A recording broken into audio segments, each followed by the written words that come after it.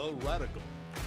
Fundamental principles of freedom, rational self-interest, and individual rights. This is the Yaron Brook Show.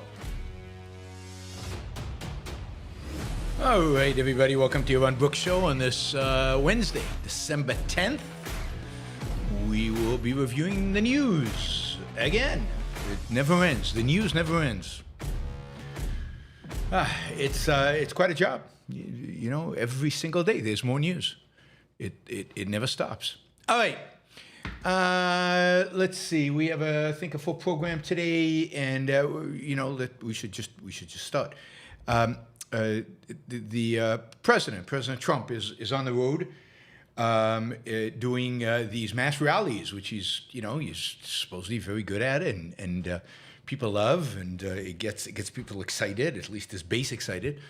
And he's out there trying to convince American people that his programs, his economic programs in particular, are working, and that this whole affordability thing, he is the guy who is solving it. It's actually being solved right now. And stop worrying, be happy. He has the plan. I mean, things in America are already unbelievably good, unbelievably going well, and they're only going to get better. We have entered the golden age of American prosperity, according to Donald Trump. We've brought in hundreds of billions of dollars in tariffs that other people are paying, not Americans. But we have to bail out the farmers. No big deal. But yes, and this whole affordability thing, all the problems, every single problem you have out there, can't find a job, affordability's high. It seems like layoffs have really risen, and it's not clear job creation is matching any problem you can imagine, any problem you can dream up, any problem you actually have in real life. It's all, don't worry, because it's all of them, every single one of them, are Biden's fault. And Trump's economic policy going to kick in any day now. Any day now, you will see everything going up. Indeed, they're already going up. You just don't know, because Trump knows. And don't worry. You just need to be happy. And by the way, maybe you need if for the sake of the nation, for the sake of America, making America great again, maybe you just need to give up on a few things. I mean, let's listen to the president. Why would you want to hear?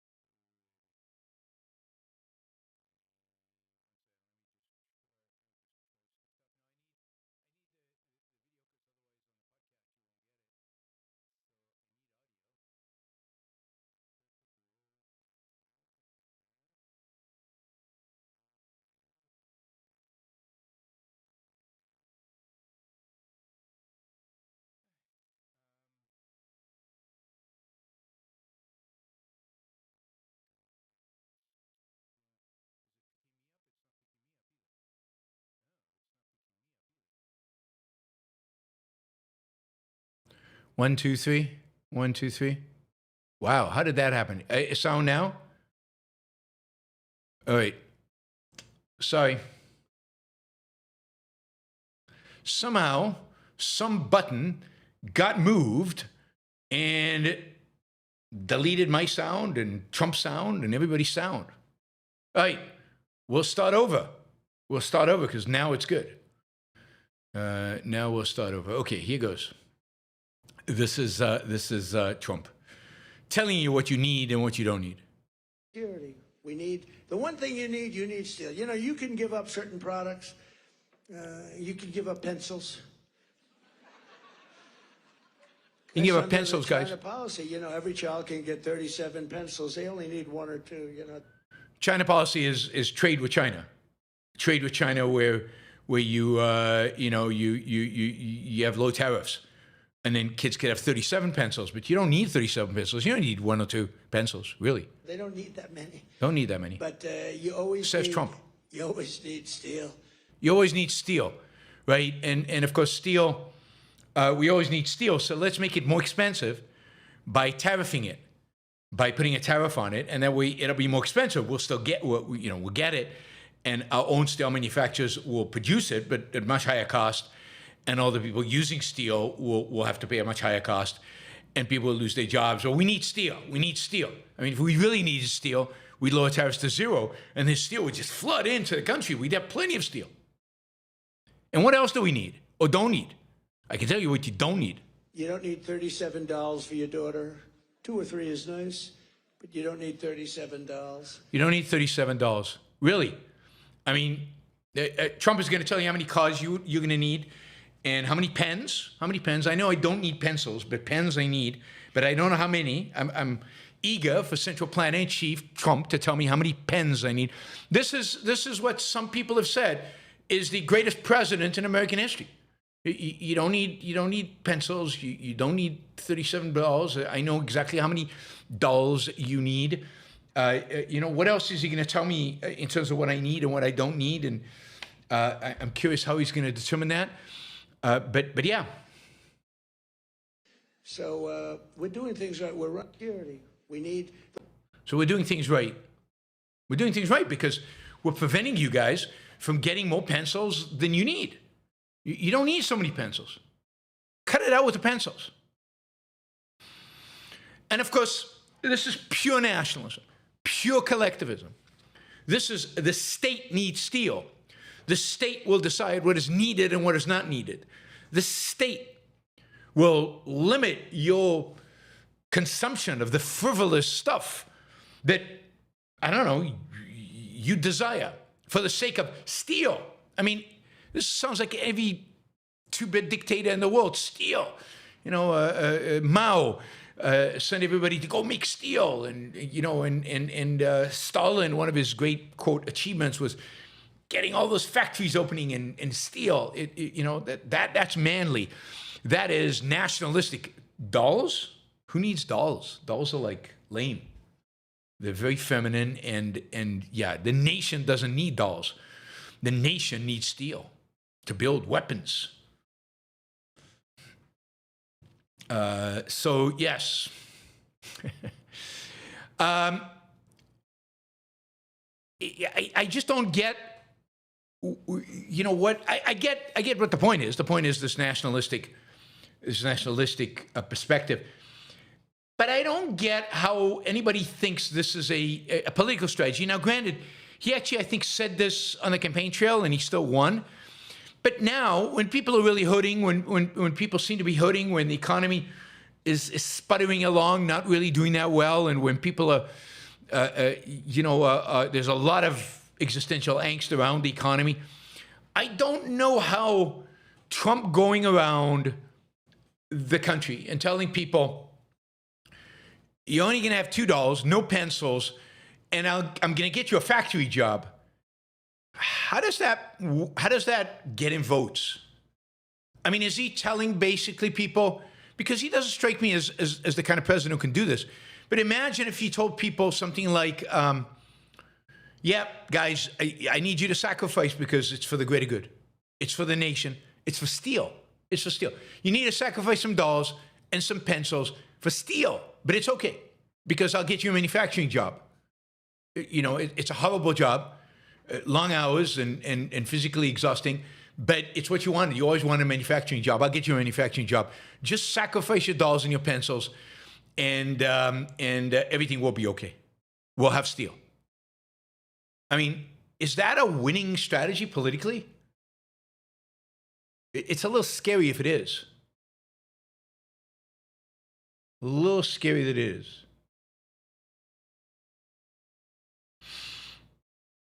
So, yeah, I hope that people vote him out of office for maybe he could be impeached on denying people dollars. Maybe that's it. This is Bernie is excited. Yeah, Bernie should have been Trump's running mate. I mean, that would have united the nation. It would have been a left-right coalition. It would have been perfect. I mean, the two populist of the left and populist of the right, the two socialists, the two fascists, whatever you want to call it, but they are soulmates when it comes to this kind of stuff. Deny people, deny little kids their dolls. Their dolls. I never had $37, so I kind of sympathize. I don't think you guys should have $37. It's just not right. It's just not right. Talk about stuff that's not right. I think today, maybe even as we speak, there is testimony on Capitol Hill from people. I think there are five people there, but they represent, I think, many more. People who have been arrested, seized, not even arrested, seized, kidnapped by ICE. These are all U.S. citizens.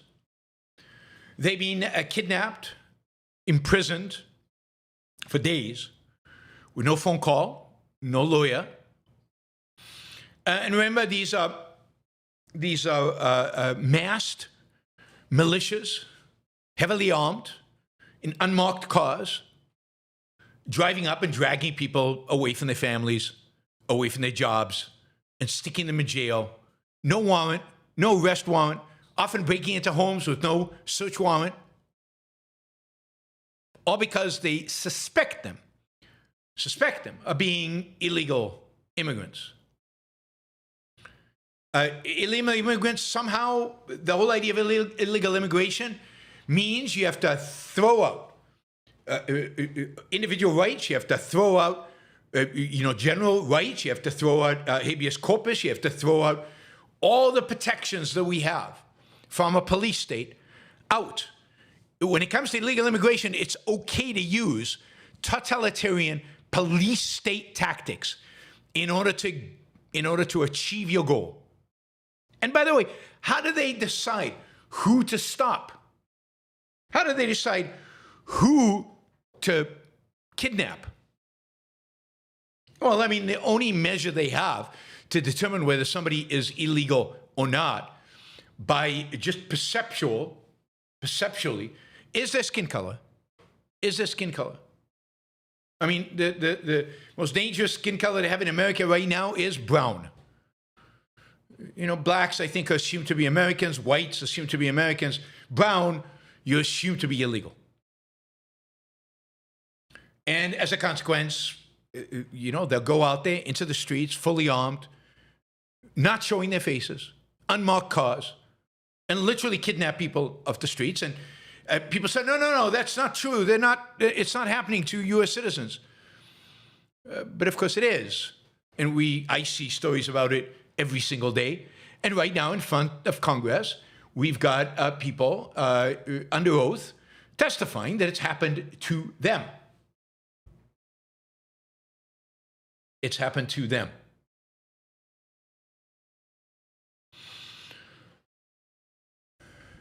Because it's happening almost every day.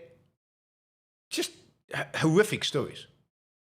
And sometimes they're not arrested, but because ultimately somebody shows them some ID that shows that a person is a U.S. citizen. But in the meantime, they've been handcuffed, they've been dragged out of their car, they've been put in an unmasked van, You don't know what's going to happen to you. You don't know where you're going to be taken. You don't know how long you're going to be under custody. And luckily, maybe you're traveling with a spouse who maybe doesn't look like an illegal immigrant, and they can show an ID that gets you out of the bind if the ICE mobsters are even willing to take a look. I mean, this is true authoritarian tactics. This is true police state stuff. If you believe in freedom, if you believe in liberty, right now in America, the number one enemy is ICE. If you believe in freedom, if you believe in liberty, if you believe in individual rights, if you believe in the Constitution of this country, then the number one enemy is ICE. Yes, illegal immigrants have broken the law. Okay? Police don't go in with masks. They don't even use masks and unmarked, rounding up people when they suspect murderers and drug dealers. And many of them have body cams. That would be something if ICE had body cams, right? We basically defined a whole category of people as having zero rights. But in our Declaration of Independence, it doesn't say all American men are created equal. It says all men are created equal. And that includes illegal immigrants. They have rights. Maybe they broke the law. Maybe they should be punished for breaking the law. Maybe that punishment is deportation. Fine. But this way of dealing with it is despicable, horrific, un-American, a violation, in my view, of the Constitution, although I don't think any court will find that. We'll see. It's being sued. I think the Institute for Justice has taken up one of the cases of an American citizen that's being captured like this. I don't think any court will review a non-citizen case, but they'll review a case of a U.S. citizen, and we'll see. We'll see how this evolves in the courts. But in the meantime, the courts could take years. And in the meantime, ICE is everywhere. And Americans are cheering. Some Americans are cheering it because they want a police state. They want totalitarianism, as long as somehow they feel like they benefit from it. Right? And, as long as they don't have to give up the steel. Steel. Got to have that steel. It's horrific.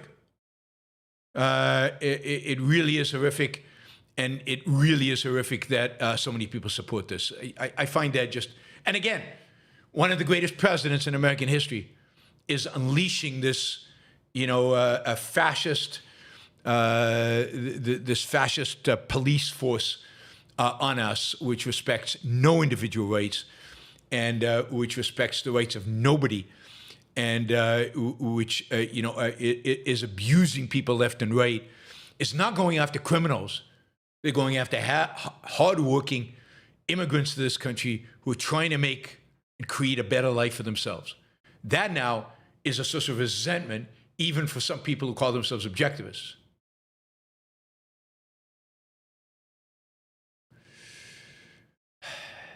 Talk about people who despise immigrants.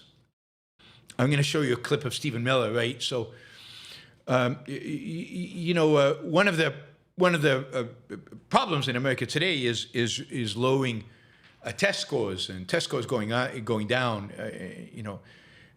Stephen Miller, in my view, is one of the most despicable people on the planet. He is, in my view, a hate-filled, I think fascist if he had his way. He has no respect for individual rights.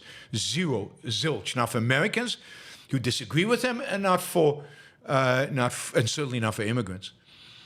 And of course, right now, the Trump administration is looking for excuses for the problems that we face. We saw J.D. Vance tell the American people that immigrants are driving home prices up. The reason you can't afford a home is because immigrants are driving the cost of housing up. Not because there are not enough houses, not because we don't build enough, but because immigrants, those evil bastards, are driving the cost of housing up.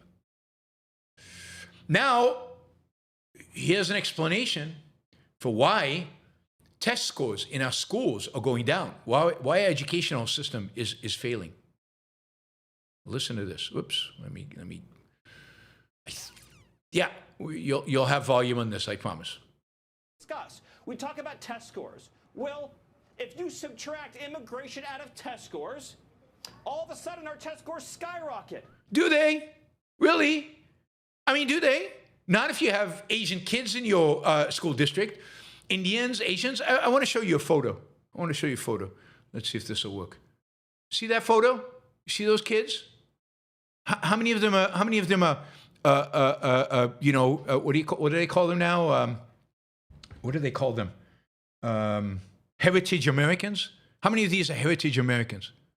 They're all immigrants or children of immigrants, I think. I mean, I might be reaching here. I'm making a conclusion based on looks alone, but maybe, right? You know who these are? Who these people are? These kids are? This is the U.S. Math Olympiad team. It's the U.S. Math Olympiad team. They represent America in the Math Olympiad. And not a single one of them is a, quote, heritage American. Somebody came after me on Twitter by saying that they were 10th generation American. How many 10th generation Americans participate in the Math Olympiad? So, yeah, test scores go down because you extract immigrants out of them. Maybe in some places, not in other places. This is the kind of collectivism, tribalism, BS that little fascists like Miller spout all day long. A chief representative of one of the greatest presidents in American history. If you subtract immigration out of healthcare, all of a sudden, we don't have nearly the size of the healthcare challenges our country faces. Is that true? Is that really true? Because I think that a big part of the challenges that we have with healthcare in this country is obesity. And, I don't know. I haven't done a study. I'm speculating here that Americans are more obese than pretty much anybody else and more obese than immigrants, particularly in certain parts of red, i.e. Republican America. I mean, a lot of obesity, a lot of diabetes. Most of the drug epidemic and the drinking epidemic, I hate even calling it epidemics as if it's contagious, but the drug problems, the drinking problems, and therefore the liver problems and a lot of the, diabetes problems and therefore heart problems. American lifestyle. But no, let's blame. You know why your health insurance is so expensive? You know why there's such a line in the emergency room? You know why there's problems in healthcare all over the country? The opioids and everything else? It's immigrants. It's not you. This is what I told you in 2015, 2016. It's not you. You Americans, you're wonderful. You're fantastic. You're great, particularly if you voted for Donald Trump. You're amazing people. Those immigrants, though. They're evil. And all the problems we have, low test scores? No. Our teachers are amazing. The curriculum is fantastic. The schools are the best in the world. But the immigrants lower the standards. What can we do? This is why. There are no immigrants in Silicon Valley because they're just not smart enough. They can't make it in our schools. There are no children of immigrants in Silicon Valley. I'm sure you've never seen a child of an immigrant in Silicon Valley or in any other leading positions. This is why all the CEOs of all the tech companies are heritage Americans. Right? I think, like of the top 5 companies in the U.S., like in tech, 3 of them are run by Indians or something. But those Indians, they lower our test scores and they raise our healthcare costs. I mean, this is what I keep telling you about. They lie and lie. And this is not, Stephen Miller's smart. They lie and lie and lie and lie and lie and lie. They lie boldly. They lie assertively. They lie with passion until you stop believing it. Until all of you stop believing it. And then you repeat it and repeat it and repeat it until it becomes established truth and nobody ever questions it. If you subtract immigration out of public safety, all of a sudden, we don't have violent crime in so many of our cities. Not true. Immigrants are by far less violent than Americans, heritage or not. Americans are significantly more engaged in violent crime than immigrants. And therefore, if you actually subtract immigrants, if you kick out all the immigrants in the United States, violent crime per capita will actually go up per capita. So it's just unbelievable how he can get away with this.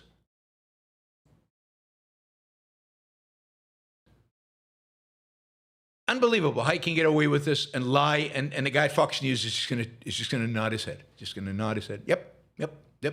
Check mark. Yep. Americans, wonderful. Immigrants, it's the other. It's Chinese, it's immigrants, it's those other people look differently than you. After issue, we talk about these things that they just happen to us. The schools just suddenly fail. Violent crime just suddenly explodes. The deficit just suddenly skyrockets. These are a result of social policy choices that we made through immigration. The result of social policies we make, absolutely. The result of, the kind of statist, nationalist, collectivist, socialist policies that this country's been embracing for 100 years. And that's what's going to happen. But in spite of all that, crime is low and declining. In spite of all of that, our economic situation is okay. It's not great, but it's okay. It is amazing, right? It's amazing. Immigrants always scoring the lowest in tests, so they're the dumbest, put it that way. And yet, they take American jobs, somehow they're the most meritorious. And they're all living on welfare at the same time, so they're bankrupting the country because they're the ones drawing money on welfare. But they took our jobs, yeah, okay. And they're also buying all the houses. With what? Where's the money that they get to buy all the houses? So they're dumb. They take all the jobs. They're on welfare, and they buy all the houses all at the same time. In other words, any problem you might have, anywhere, anytime in the U.S.,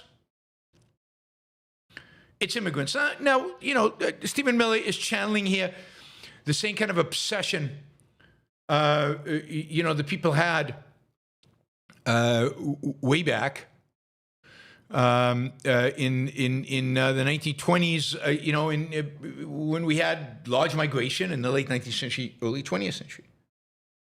And then there was 1924, there was a law put in place, one of Coolidge's bad stuff that he did, that basically restricted immigration significantly. And this is what Miller said in a different part of the interview. He says, what they teach you in school is that from 1920 to 1970, there was negative migration. There was a half century of negative migration. The foreign-born population declined by 40% for half a century. That doesn't mean it was negative migration, by the way. There was a negative migration. That just means that migration was lower than birth rates. That is, more Americans were born than migrants were coming in, so their percentage in the population went down. But that's the kind of math that, that us immigrants like me, we don't get. So maybe Stephen Miller's correct because he's a heritage American. No, wait a minute. He's not, is he? God. I don't know what we do with Stephen Miller. He's Jewish.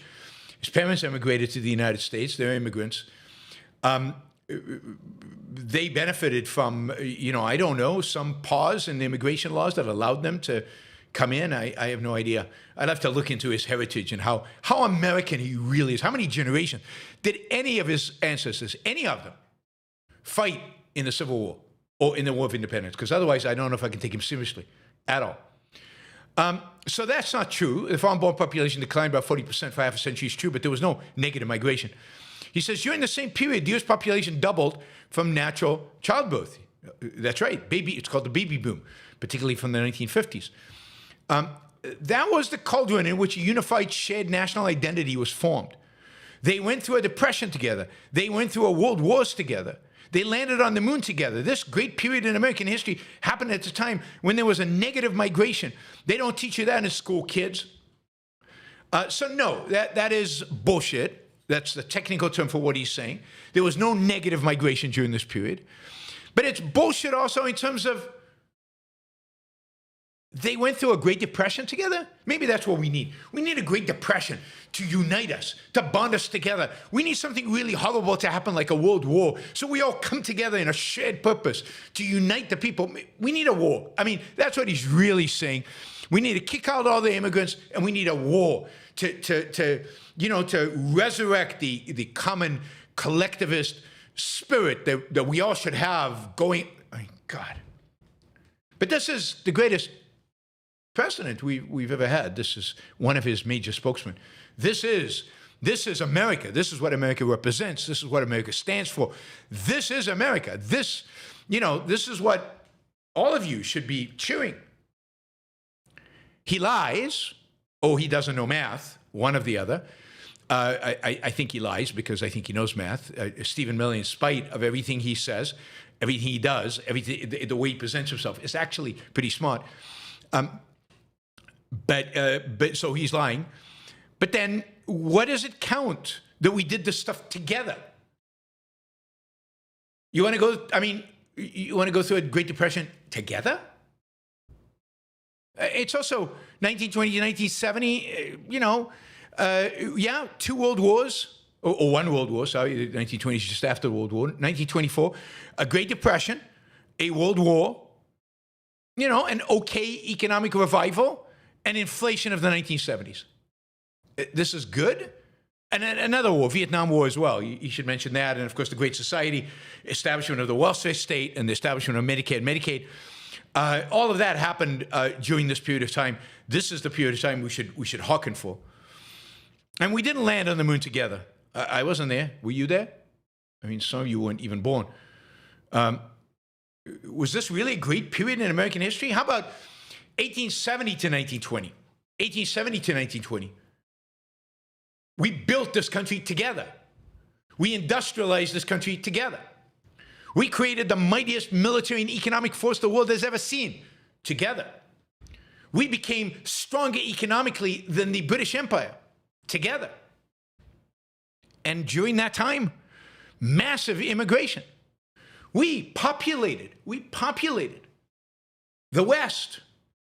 We grew this country to where it is today, together, with massive, not a little bit, massive, one of the greatest immigration phenomena in all of history. We did it together, I guess. And there was massive immigration. Like, this rhetoric works on people who are ignorant of American policy, who don't have any understanding of American history, of American culture, of American principles, and have no knowledge of the present. They know nothing about what's going on right now. 1920s and 1970s are also a period of racist quotas in immigration, but also Jim Crow laws, at least for most of that period, eugenics laws, much of it economic stagnation, including the Great Depression.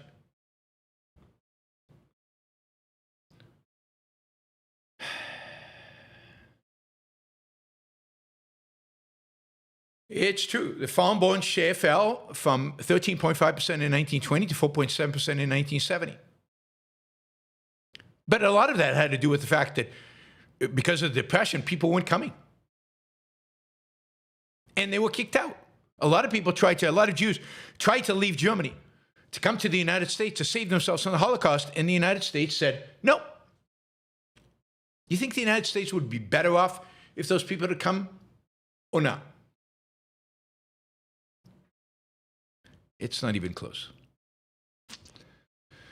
I would also note that immigrants today, or over the last few decades, have built 55% of the unicorns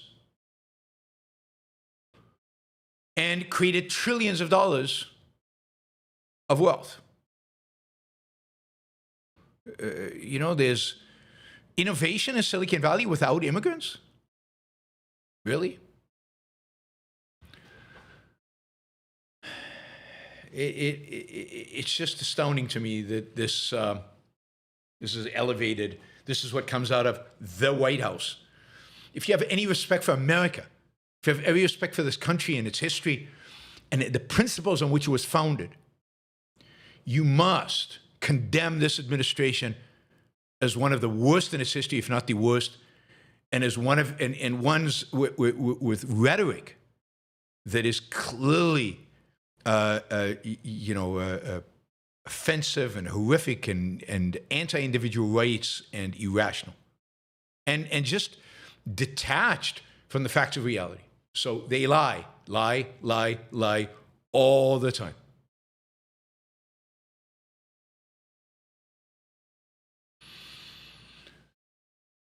All right. You might have heard that there is a war going on, and now there was some cross-border attacks between and firing between Thailand and Cambodia, of all places, a few months ago, and Donald Trump stepped in supposedly, and he arranged a ceasefire, a peace deal, according to him. The first one in like 7,000. Oh no, 7,000 years was in the Middle East. I'm sorry. And the consequence of that was there was a ceasefire, and Trump, that's one of the 9 or 8 of the places that he had brought peace to in the world that, that he deserves a Nobel Prize for peace for. Anyway, that is all gone, up in flames. Trump or no Trump, the Cambodians and the Thais are bombing each other and attacking each other. Now, this is a war in which one side is clearly much more powerful than the other. Neither one has a particularly strong economy or any kind of world-class military. But in comparison, Thailand has a far superior military than Cambodia. It has American weapon systems. It is currently, I saw pictures, it is bombing Cambodian territory. It's more than just firing across the border. Supposedly they've got armored vehicles now pushing forward, crossing the Cambodian border, and Cambodia is declaring a violation of international law. They are, whatever the hell that means. I'm not. There was the beginning of a real war here, not just a border conflict. Tanks are being recorded as advancing in one of the districts where there is a territorial dispute. Infantry columns are moving, and there is clearly air support because you're seeing F-16s on the Thais have bombing positions on the Cambodia side. Now, both of these countries are very close to China. Thailand tends to be also close to the United States. It's close to both countries, and the United States have sold it most of its weapon systems. And it's not exactly clear what they're fighting over. I mean, they're fighting over some territory, right? So this is a long-running border dispute over a piece of, I guess, the jungle there, lands and ancient temples along a shared frontier. It's called the main temple there is called the Pre-Vihar Temple. And look, the temples in Cambodia and in Thailand, but the temples in Cambodia are beautiful, amazing tourist destinations. But this is a contested site that each country claims is theirs. The border between Thailand and Cambodia was basically drawn by the French, in the early 20th century, in the early 20th century. The French drew up the borders, but unfortunately they didn't, just like in the Middle East, where all the countries have these straight borders because the French and the British did it then with basically rulers on a map. They didn't know what the hell they were doing. Here, the French were the ones who drew the borders. They were the colonial power. in this part of Asia during this period of time, although the British had a presence as well. So I'm not sure why the British weren't a party to this. The British were in Burma, and I think Thailand was the only country, if I remember right, that was not colonized, and only country in that region that was not colonized by one of the European parties. It remained independent, but I think it was under basically British influence. So the border was drawn by the French, but it was ambiguous in certain areas, and so there are overlapping claims and there are recurring disputes about this. In 1962, this temple was awarded to Cambodia by the International Court of Justice, the ICJ, the infamous ICJ, which I don't think Thailand has ever been happy with. But the surrounding lands, hills, and strategic terrain have remained disputed. Both countries still think that that territory is part of their country. In 2025, this became something they started firing on. I mean, this is pure nationalistic, nationalistic fervor. Nobody really cares. It's not like there's any oil in this land. There's not like anything significant about this land.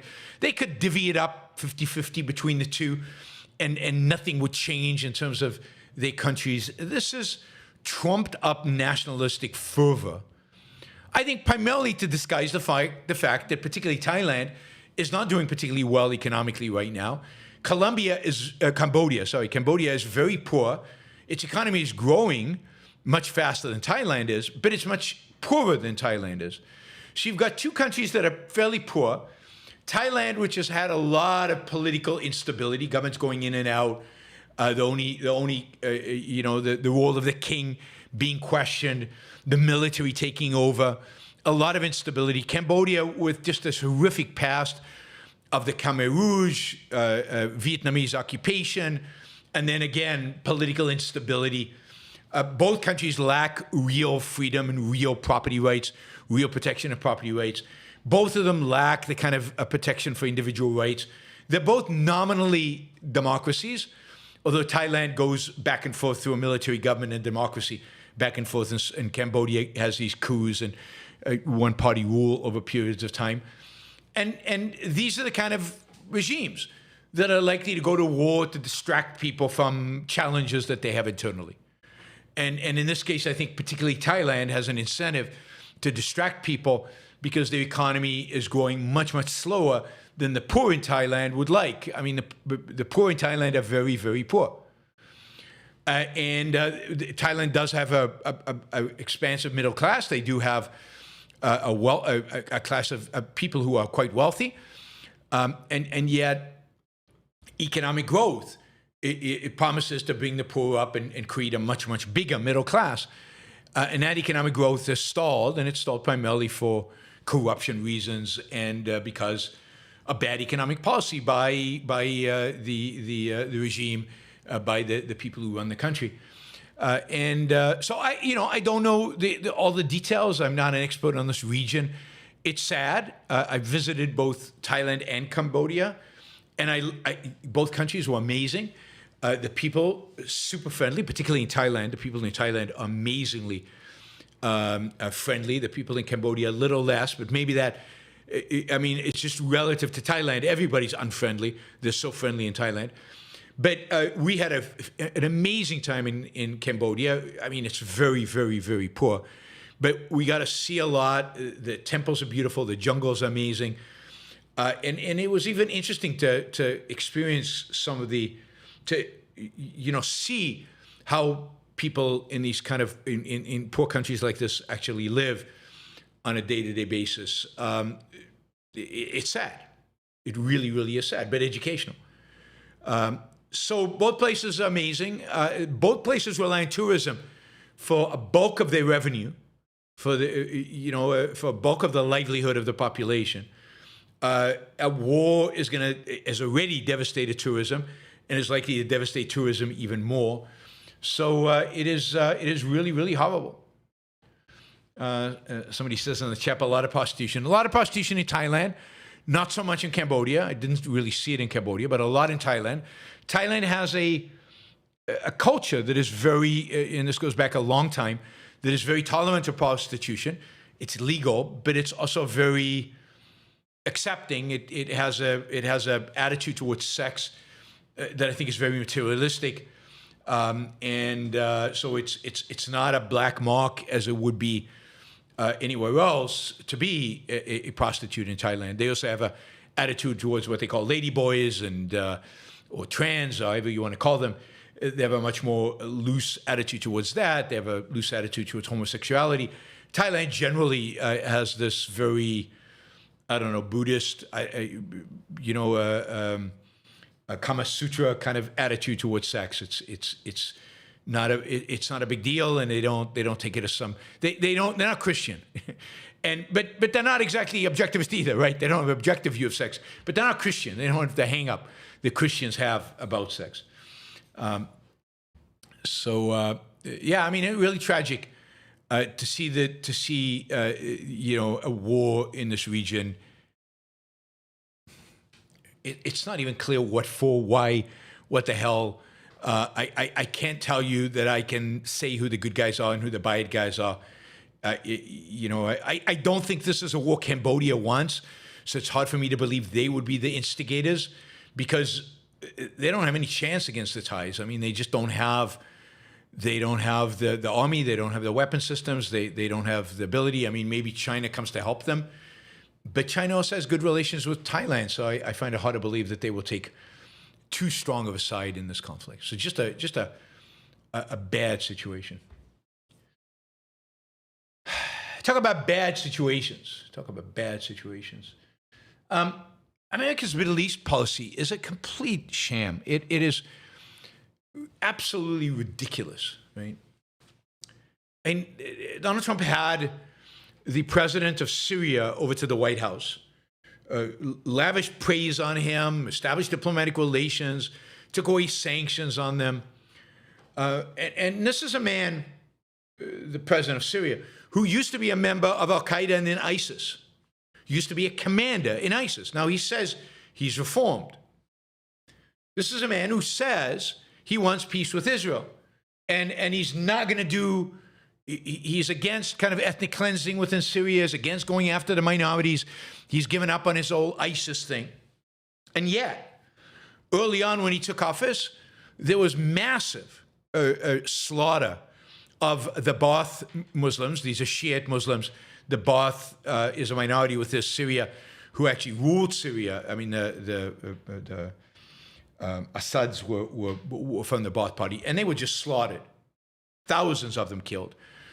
There was massive killing of attempts to oppress the Jews and kill Jews, if not for Israel stepping in and protecting them. Who knows what this regime would have done with the Jews? And now, on a military parade this weekend, Syrian forces, paraded through the streets of Damascus, shouting, "Gaza, Gaza," a rallying cry, "Victory and steadfast, night and day. We rise against you, enemy, we rise. From mountains of fire we make our own, and from blood I forge my ammunition, and from blood rivers will flow." All targeted against, of course, the Zionist enemy. So this is a regime that claims to want peace with Israel, yet this is kind of the marching, the marching yell of its forces as they patrol. One of the best things Israel did during the last 2 years in the war is when the Assad regime fell, the first thing Israel did was it went into Syria, particularly from the air, but not only from the air, and basically eviscerated all the weapon systems that the Assad regime had. All the heavy weapons that they had were destroyed. Not all of them, because in this video you can see some, but many of these might have been provided by the Turks. The Turks are allies of this new Syrian regime. The Turks, of course, hate Israel. Erdogan is an Islamist, or kind of a, quote, moderate Islamist, but he's a hater of Israel. And he is is the main backer of this Syrian regime. and he's also brought Saudi Arabia in as a backers. The United States is completely friendly with them and encouraging Israel to not intervene, not bomb. Israel has brought in forces to a demilitarized zone between Israel and Syria, and to kind of create a bigger buffer between it and these Islamists, between this new Syrian government. Israel is demanding that the whole area between Damascus and the border with Israel be demilitarized. The Syrian government is saying no way. This is an area where there will be conflict. Israel has a massive advantage over the existing Syrian regime. So it's not a big problem from Israel, but it could be just a pesky problem. And we know that in the era of drones and missiles, it could become a problem if these guys get armed with thousands of drones and thousands of missiles. Hopefully Israel will be on its toes in making sure they do not. And one of the main things Israel needs to do is keep the Turks out of there. What they don't want is the Turkish army inside significant parts of Syria, although the Turkish army is probably already in northern Syria. But look, this is a kind of a crazy American policy, providing the Turks with the most advanced American weapon systems possible, while the Turks advocate for an Islamist ideology that is clearly anti-American and anti-Western. So this is not America first to arm our enemies. But of course, the new national security strategy document doesn't identify Islamism or Islamists or jihadism or Islamic totalitarianism as an enemy. The United States is super friendly with Qatar. I mean, Kash Patel just signed 2 memorandums of understanding with the Qatari Minister of the Interior to expand joint training, intelligence sharing, and security cooperation with Qatar, probably the #1 funder of terrorism in the world for the last 20 years, 30 years. The United States is going to provide them with intelligence sharing and security cooperation and joint training. I mean, U.S. foreign policy in the Middle East is nuts. It's bonkers. We are arming and helping and supporting and hugging and embracing our worst enemies. Qatar is part of our worst enemies. I mean, the Gaza plan, it was always absurd and ridiculous and was going to fall apart.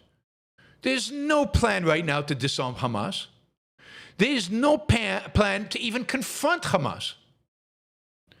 Any international stabilization force won't even go into Hamas area itself. They'll be in the area that Israel controls. No countries are willing to fight Hamas.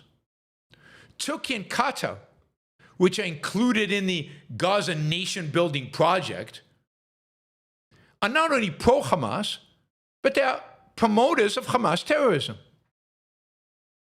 I mean, this is the dumbest plan in history. Now, I'm happy that all the hostages were released. Now it's time for Israel to go in there and clean up, finish the job. But the Trump administration is not going to let them do it. This is peace. This is ceasefire. Israel can't start the war up again. The whole Middle East policy of this administration is a disaster in spite of its, momentarily partial successes. Syria is going badly. Turkey, as I said, is only getting stronger. And the alliance between the United States and Qatar is really embarrassing. And, Trump said, he had an executive order where he said that in the future he's going to designate some Muslim Brotherhood chapters as terrorist organizations, not the one in Qatar, not the one in Turkey, the biggest supporters of the Muslim Brotherhood in the world. A foreign policy that makes no sense, but this is the greatest president, one of the greatest presidents in all American history.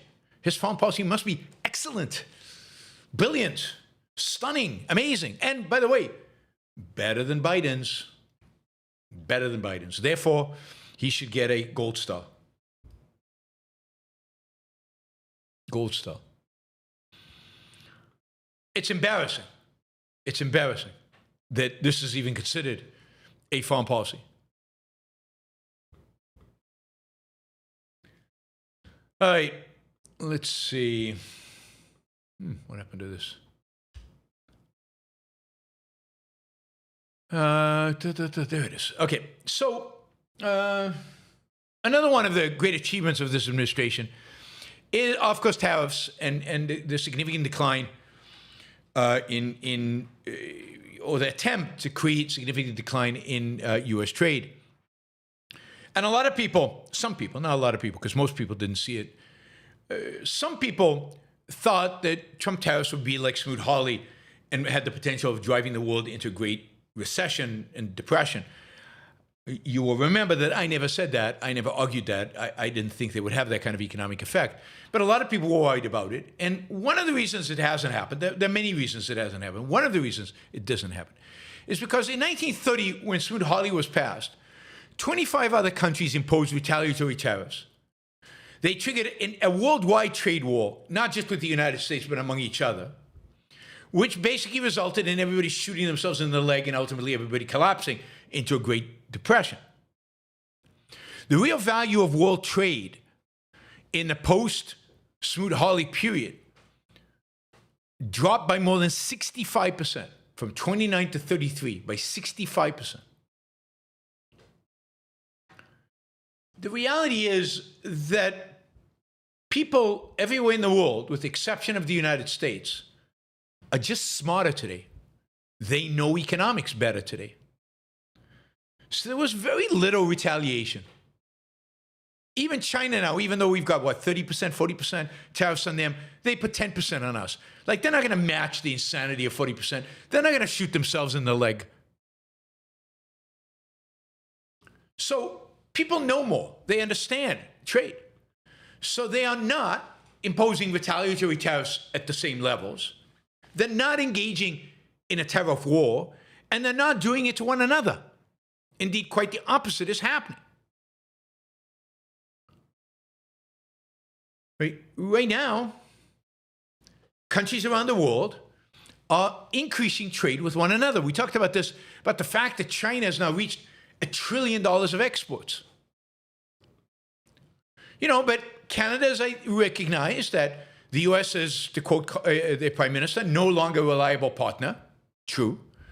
And they are pivoting to other relationships.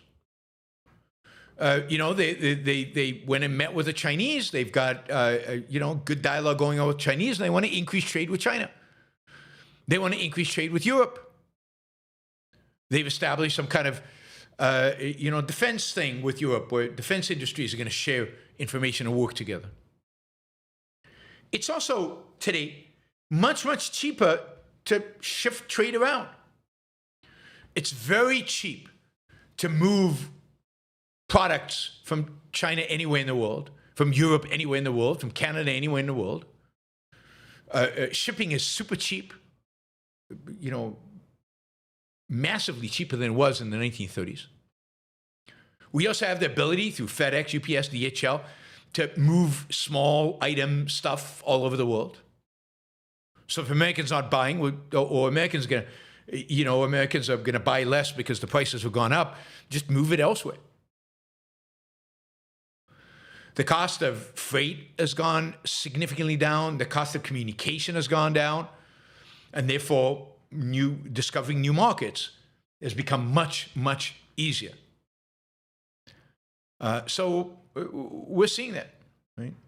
Chinese exports to Southeast Asian nations has gone up by 61%. To Japan and Korea, it's gone up 41%.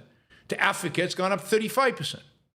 To the European Union, it's gone up 28%. And to India and Latin America, it's gone up 10%. So countries are just reshuffling. Indeed, because of American hostility towards India and the 50% tariffs that we inflicted on them, India has become much more chummy with China in spite of their border dispute. And there's much more trade between India and China than there was before, and there will be much more in the years to come. In other words, countries are redrawing trade alliances, companies are seeking new markets, and they're all just going around America. Now, that's not cheap for anybody because the United States is the largest economy in the world. But what choice do they have when the Americans don't want to trade? When Americans want to commit suicide? When they want to commit harakiri in the name of what? Nobody exactly knows. The whims of Donald Trump. Now, there's an excellent editorial op-ed in the Wall Street Journal from 2 days ago, written by the two authors that I've cited before as writing really, really good stuff on trade, the best stuff on trade in the Wall Street Journal. Phil Graham, former senator from Texas, and Don Boudreaux, the economist from George Mason University. You know, this is the final paragraph in their op-ed. Expanding world trade built the modern world, liberated Eastern Europe, won the Cold War, and expanded America's prosperity and influence. Building a tariff wall around America won't stop trade. It will simply divert it. If tariffs remain high, America's wealth and power will wane, while that of other countries will grow. And that is the truth. There's an interesting election in Miami yesterday, I guess. Miami has been I guess it wasn't yesterday, maybe the day before yesterday, but maybe it was yesterday. Miami has been a Republican, it's been red for 30 years. A Democrat has not won a mayoral race in Miami in 30 years. This is dominated by Latin Americans who know the evils of communism, who have supported Republicans consistently, Cubans, Venezuelans, and others who've been big supporters. This is a county that went for Trump in a huge way in 2024 elections.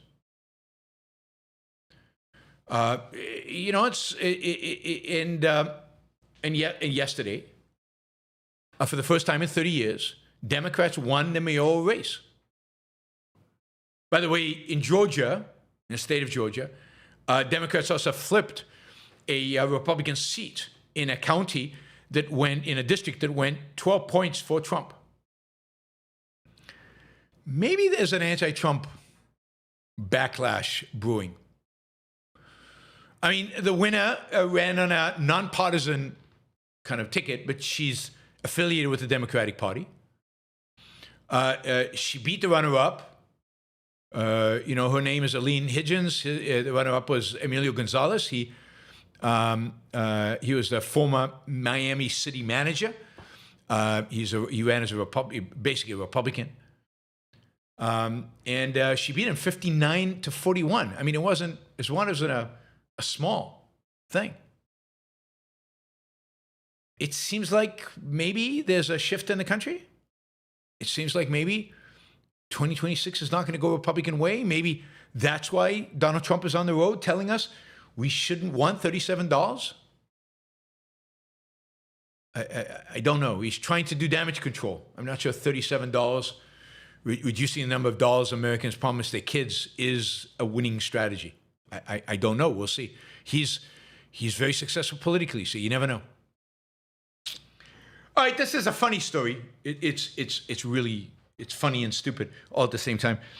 But this is a story about Seattle. The U.S. is hosting the World Cup next year, and there are going to be games all over the U.S., Canada, and Mexico.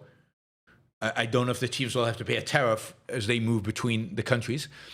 But there are going to be games, and Seattle decided that one of its games, one of the games in Seattle, I don't know if there's more than one, but one game in Seattle, the one on June 26th, will be designated a Pride Night. This will be a game to celebrate LGBTQ whatever.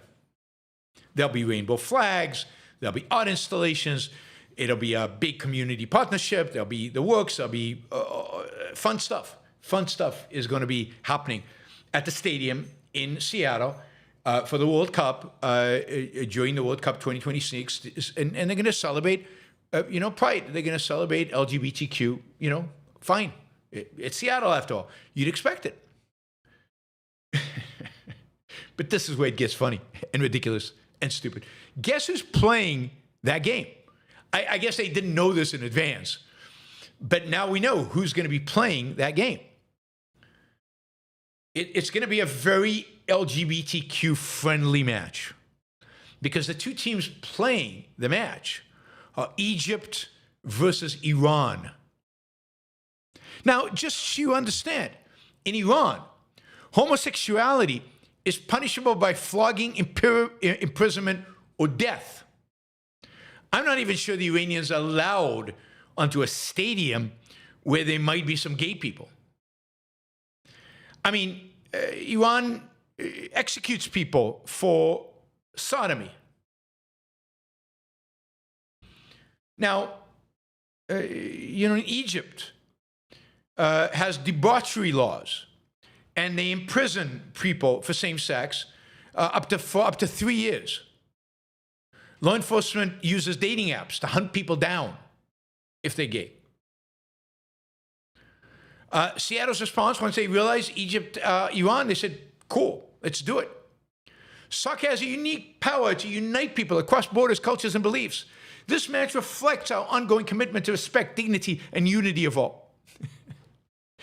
This is beautiful. We'll have, a stadium full with Seattle progressives cheering on, I don't know, one of the teams, Egypt or Iran. Which team do you want to cheer on? God, it's going to be a spectacle. I hope, I really, really, really hope they broadcast this match live. I mean, right now, they've got these photos with the LGBT rainbow colors in the background and players from Iran and from Egypt on the front.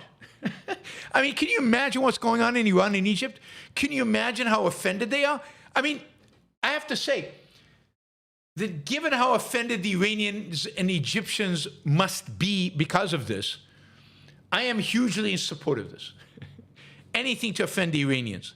I'm good with anything that offends the Iranians. All right. This last bit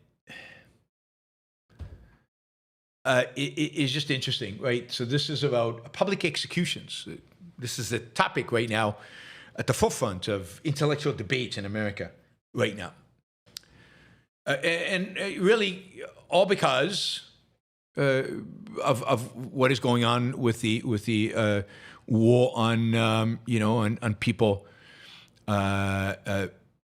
on people supposedly having drugs in their boats and being summarily executed by the U.S.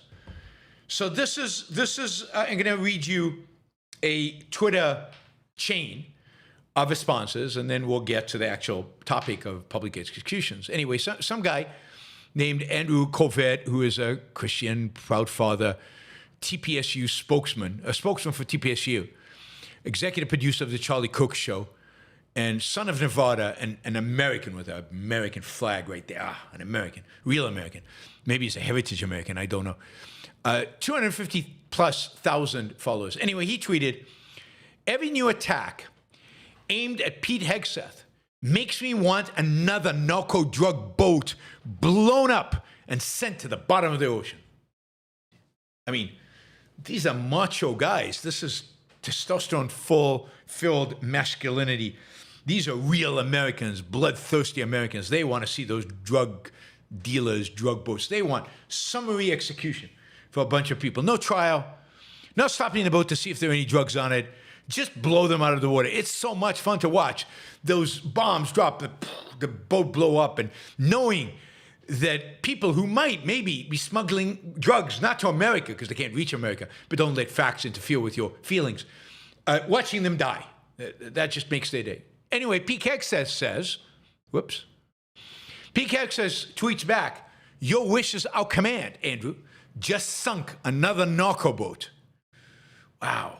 They're so cool, these guys. Claire Lehman Now, Claire Lehman is the founder and I think publisher of Quintet magazine, online magazine. Quintet, she is the founder and editor, a contributor and a writer. She writes for Dispatch. She writes for others. She is one of the, Quintet was one of the first publications, left or right, she's on the right, that came out against woke, that made a big deal out of woke, that exposed it for what it was. You know, they've been writing, they've been anti-left for a very long time. They've been really big. And, you know, she has been kind of at the forefront of the debate about the evil of the left, right? And her publication often has, you know, pretty good stuff, mainly critiquing the left, but good stuff anyway. Anyway, she wrote, "This is grotesque." And I look, I get it that sometimes hard men need to do ugly things. But if you're going to do this, don't broadcast it and don't brag about it. Right? So she's like saying, you know, really, this is pretty ridiculous what you're doing. Right? So Joe Lonsdale, and I know Joe, and I'm friendly with Joe, so just for the record, Joe Lonsdale, who is the founder and the money behind and the founder of the University of Austin in Texas, writes this in response to Claire. He writes, "She's just wrong. Leftist schoolmom leaders cause violence and evil in our civilization. She's no lefty. Sinking narco boats publicly helps deter others, as does hanging repeat violent criminals. Killing bad guys is Department of War job. He should brag more. Masculine truth, bold, virtuous men deter evil." And then he goes on. "If I'm in charge later, we don't have a 3 strikes laws. We will quickly try and hang men after 3 violent crimes.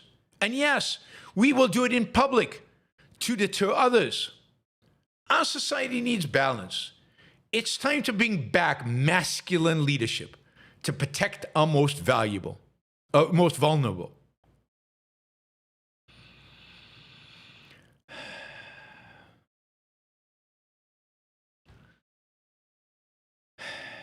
I mean, that's the stance. We need public executions again. Bring back public executions. We need to have public hangings. We need to show pictures everywhere. We need to take our kids to watch this stuff, because that's what masculinity demands, and that deters crime. Again, I'll note, we do not have you know, public executions anymore. Indeed, we haven't had public executions in the United States in a long time. We still execute people, but we do it in private. We don't make a big deal out of it, and we don't invite an audience, maybe a small audience of the victims, but we don't do it publicly. And in spite of that, crime has gone down, not up. Indeed. The first part of the world that, you know, public executions. So let me just say, Claire then has published in Quintet a article, which I highly recommend because I think it's really, really good, called "Public Hangings and the Politics of Virtue." She says, Joe Lonsdale, this is a subtitle, "Joe Lonsdale wants public hanging restored. History shows they failed. Western societies became safer and more abandoning, and after abandoning brutal spectacle justice." So she talks about the fact that, you know, not that long ago in Europe, there were regular public executions. I mean, regular, several times a week. Many of them actually involved also, you know, much more than just hanging. They involved torture. They involved, what do you call it, drawn and quartered. You know what drawn and quartered is? It's when they tie a rope to each one of your arms and each one of your legs, and each rope is tied then to a horse and they rip you apart. The horses rip you apart. And then, after they rip you apart, they torture you some more and you die slowly, right? Anyway, and this is all done in public. And people used to go. They used to go publicly, and they used to cheer, and they used to bring their kids to see this. And yet violent crime during this period was really, really, really high. Indeed, you could argue that these kind of public executions kind of desensitized people to unbelievable violence. I mean, most people today couldn't stomach seeing somebody drawn and quartered. I mean, you literally would get physically ill. And maybe that's the fact that we get that way from seeing extraordinary violent crime, maybe is one of the reasons violent crime is down. I mean, the guillotine, when it was introduced during the French Revolution, was considered incredibly humane because it was a quick death. And of course, when they did that, chopping people's heads off, crowds used to form to come and watch it, including, you know, and this is the thing about masculinity and femininity, most of those crowds were often more women than men. And indeed, during the French Revolution, the guillotining, there was this a collection of women who used to sit next to the guillotine watching this while they were knitting. While they were knitting, right, during the Reign of Terror.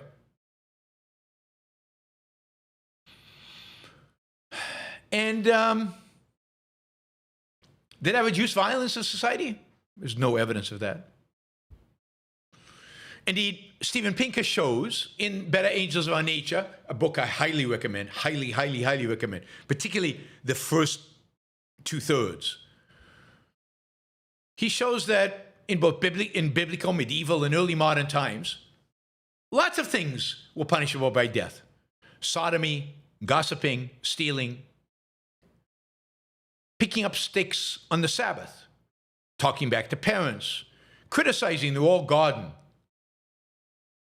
During the last years of the reign of King Henry VIII in England, there were more than 10 executions in London every week. Every week. That reduced crime. And then things changed. Things changed. During the Enlightenment, the age of reason, the age of individualism, the age of respect for individual dignity and individual rights. And people started having more respect for human life. Death penalty was reduced significantly. People started recognizing that the death penalty might actually be an example of the atrocity it's supposed to discourage people from committing. I mean, Voltaire wrote extensively about the evils of cruelty and the futility of executions. The idea of, again, rights and dignity took hold in Europe. And slowly, public execution and ultimately executions generally were abandoned. So, for example, by the mid-19th century, public executions no longer occurred across most of Europe. If capital punishment was carried out, it was done behind closed doors. By the mid-20th century, most European nations had abandoned capital punishment altogether. Now, by Joe Lonsdale logic, this would result in a spike in murder rates, a spike in violence, a dramatic increase in violence. And yet Europe has some of the lowest homicide rates in the world. Japan has no public executions, and there's almost no murder in Japan. Same with South Korea. They don't draw and quarter their people. They don't hang them in public, and there's no violent crime. Violent crime is not a consequence of not executing people in public. Violent crime is a consequence of a rotten culture, of a cultural rot. And you don't improve the culture by blowing people up, by having no respect for human life, blowing people up in boats, with no procedure, no declaration of war, no real legitimacy. According to Pinker, as Pinker writes in Better Angels of Our Nature, Steven Pinker, abolition of public execution, far from reversing centuries-long decline of homicide, proceeded in tandem with it. And the countries of Western Europe, none of which executed people, have some of the lowest crime homicide rates in the world.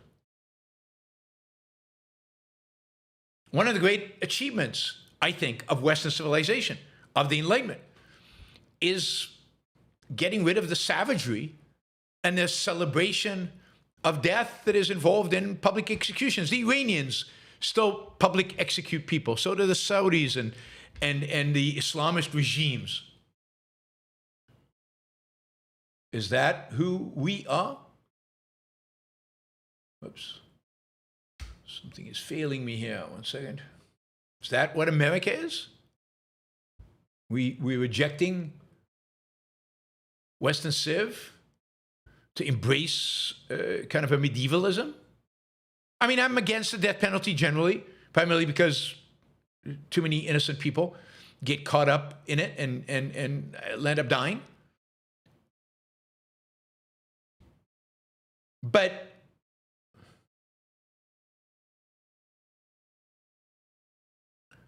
so I reject the death penalty, but I certainly reject the idea of doing it in public.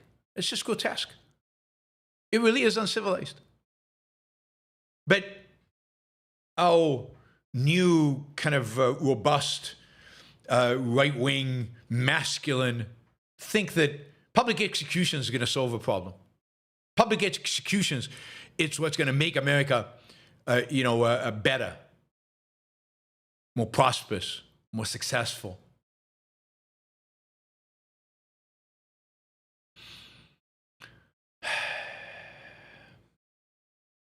Now, it's true that when you have super lenient laws against criminals, crime increases. It's true that punishment does have a role in deterring crime. That is a far cry from demanding public executions. Yeah, put more police out into the streets.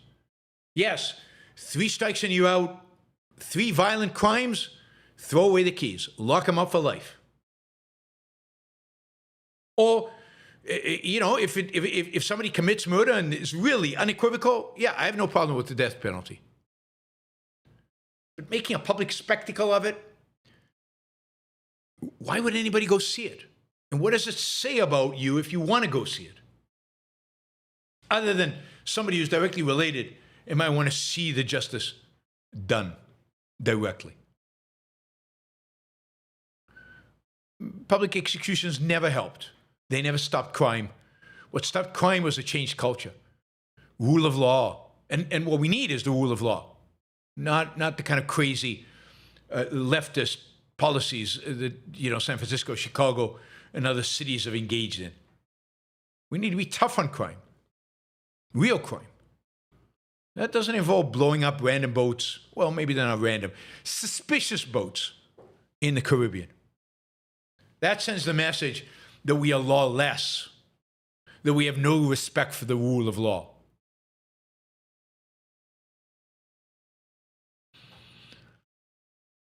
Yeah, I mean, with this, I'm with Claire. I'm not with Joe. Sorry, Joe. Now with Joe Lonsdale. All right, that, my friends, is the news for this Wednesday, December 10th. All right, we are going to go to your Super Chat questions. We're doing quite well in that regard. We've got quite a few questions and a few in the 20 and 50 range. So we're doing well in terms of fundraising. We're still like $96 short of our second hour goal. We've got a half an hour to get there, so plenty of time. Let me thank Wes for his sticker. And let's see, we had other stickers as well, but maybe not as many as usual. Alan, thank you. And Ooh, it's a long list here. Let's see. Oh, that's back to Ellen. Or Ellen maybe twice. And, all right. Thank you, guys. Thanks for the stickers. And you, too, can support the show, help support the show, value for value. By doing a sticker, you can support the show by providing content for the show by asking questions using the Super Chat. So please engage with that. Let me remind you of our sponsors. Michael Williams is a sponsor of the Yaron Brook Show. Michael is the creator, the founder, of Defenders of Capitalism, defendersofcapitalism.com. I am a part of Defenders of Capitalism. I often speak for Defenders of Capitalism. Michael, through Defenders of Capitalism, runs a full program, moral, economic, political defense of the system of capitalism. He does a phenomenal job. Check out the website. The Ayn Rand Institute is promoting the ARI Live. These are courses in objectivism, or some of them are on objectivism directly. Some of them are inspired application of objectivism. We've got classes in understanding objectivism through Ayn Rand's fiction. You've got a course on movements of the right from Mussolini to today. That'll be fascinating. I should take that class. If I have time, I'm going to take that class. That's with Nikos. So, you could sign up for those classes. No application necessary. You don't have to apply. You just have to pay. But you can, the nice thing about it is super flexible. You can go to live classes and interact. You can take it after the fact by video. You can do homework and get graded, or not do homework and not get it graded. So a lot of optionality, and it's a fantastic program. You'll learn from some of the best teachers in objectivism today. I'll be teaching later in future semesters. This semester, you'll have Nikos and Onkar and others teaching the courses. Go to aynrand.org/start here. Also sponsors are Alex Epstein, alexepstein.substack.com. He has a Substack, which the best information available in the world today on fossil fuels, on energy and electricity, on the grid, and solar and wind and all of that stuff. Check him out, alexepstein.substack.com. All right, let us jump into the super chat. Oh, reminder, patreon.com.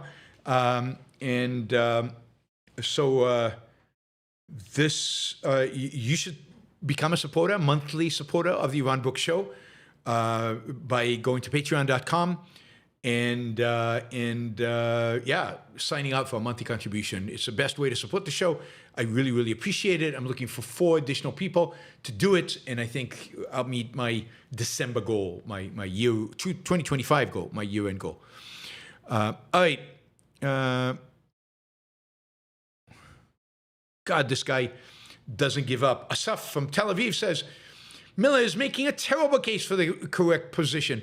No, he doesn't have the correct position. I have the wrong position. Debate me, Yaron. Stop running away. I'm not running away. I just see no value in debating you. There's just zero value for me. I'm an egoist. I know there's value to you. You would get a huge bump in your reach, but there's no value to me. Gail, thank you for the sticker. Serenik Rick, thank you for the sticker. Let's see.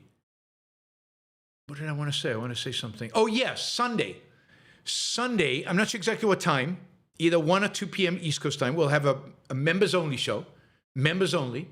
You can become a member on YouTube. This is YouTube members only. The fact that you give through Patreon or somewhere else, I can't include that because of the way YouTube works. You have to be a member on YouTube.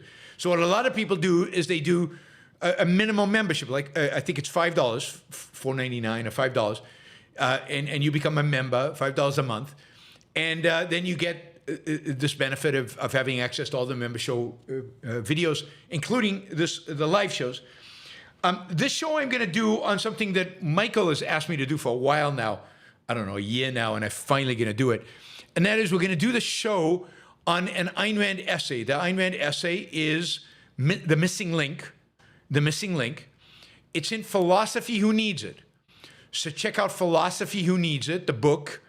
You might be able to find a copy of the essay online, but ideally get the book, and we will go through that essay and discuss it. So come, hopefully prepared. You can come just to listen, it's fine. But ideally, to get the most out of it, come prepared and participate and ask questions and engage in a back and forth. It is a great essay. It's an important essay. It's an essay that explains much, I think, of the modern world. So the essay is called The Missing Link. It's in Philosophy Who Needs It. And we will be doing this on Monday. So, Michael, you get your wish. I hope you have a chance to participate live. All right, let's start with Clark, who's got a $70 question. So, a $50 question in two parts. Part one, you say Nick Fuentes is still marginal. More people go to Silicon Valley and Wall Street, etc. But look at the trends in the culture. Big tech is being ruthlessly attacked while Fuentes is being propagated. He gets 3 million views from Piers Morgan. That would not have happened 10 years ago.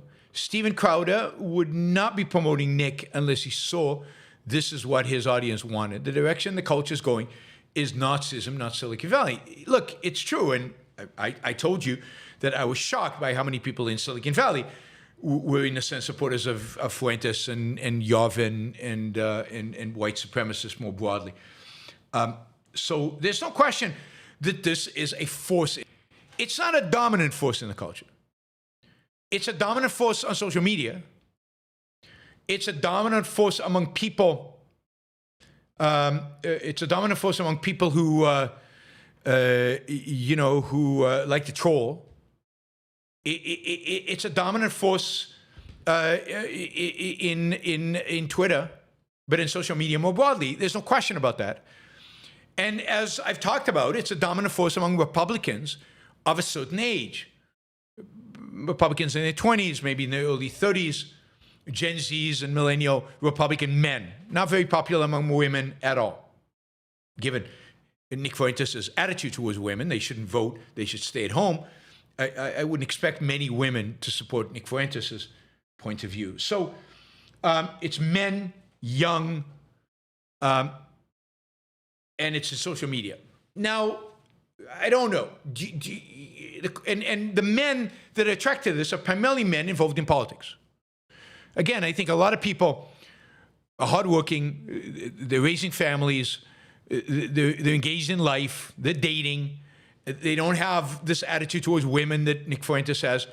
Remember, the number of people following Fuentes is exaggerated by bots and by fake accounts from all over the world, although a lot of people are watching him, there's no question. So I'm not saying he's not a force. I talk about him a lot, not about him, but I talk about the phenomena a lot on this show because I worry about it, because it's a real threat. It's a real threat to our lives, our prosperity, our peace. These people are dangerous and they're nasty and it's really bad.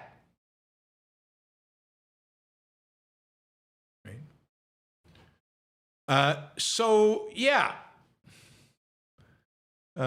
Jennifer says the video is only for 125 is audio only. Not anymore. We basically allowed everybody to do video. So you can do video with 25 as well. We've loosened the demands for participating on the panel in the AMA.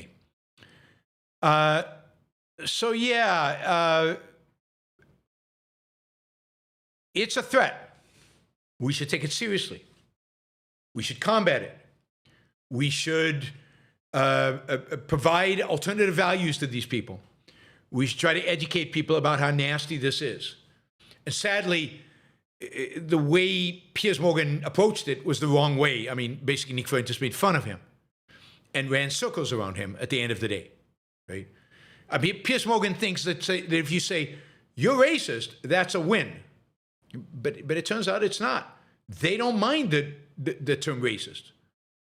And Piers Morgan thinks that he says Hitler killed 12 million people. That doesn't make Hitler cool. These people think he's cool partially because he killed 12 million people.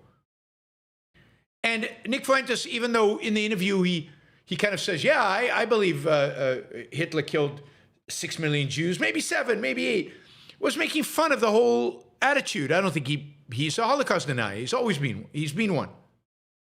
He's an anti-Semitic racist, which he admits, fascist.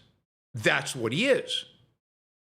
And so you're not going to score points against him by having him on your show. The only thing to do is to point out to people the consequence of these ideas and to offer an alternative. It's certainly worthwhile making clear that some of us think these ideas are horrific, disgusting, unacceptable. And part of doing that is not interviewing people like Nick Fuentes. It's deplatforming him, absolutely deplatforming him, saying this is not civilized. It's not civilized to sit down and have a civilized conversation with a monster. And his ideas are monstrous. And Nick Fuentes is very smart, so he couches it in positive. But there is a real problem with the young generation. The young generation is, some of them are attracted to this. Now, is it a majority of the young generation? No, I don't think it is. That was my point yesterday when I said don't be too pessimistic. It's that most people under the age of 34, call that young, are not attracted to Nick Fuentes. The number of people that are is scary. It's too big, but it's still not a majority. It's still not a significantly sized minority, but it's way too big. And we should fight it. We should really fight it. We can't stay silent about it.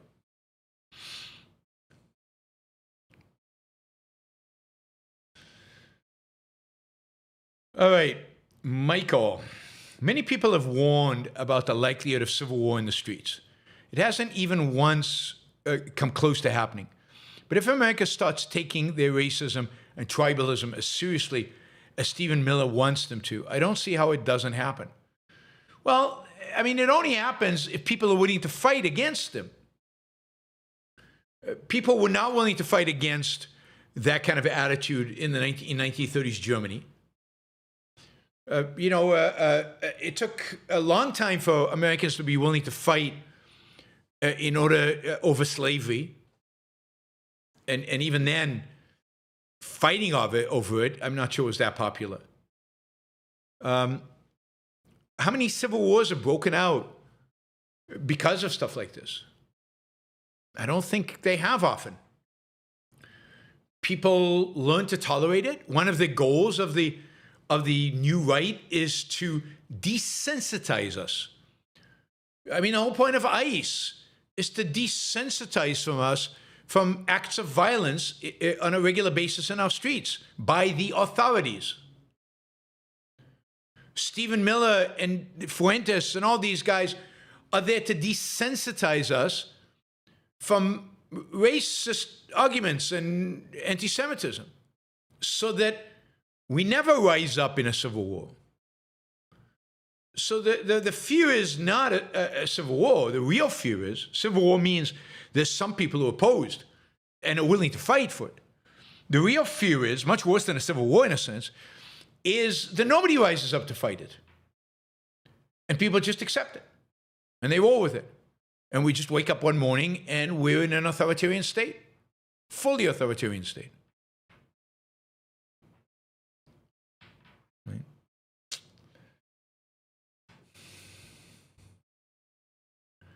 Shazbat, could Ellen Ripley from 8-0, this is from a previous show, I guess it's still hanging out here, could Ellen Ripley aliens have been happy if she stayed on Earth rather than return to the alien nest to finish them off? Her case is different because she was having constant nightmares about her experience.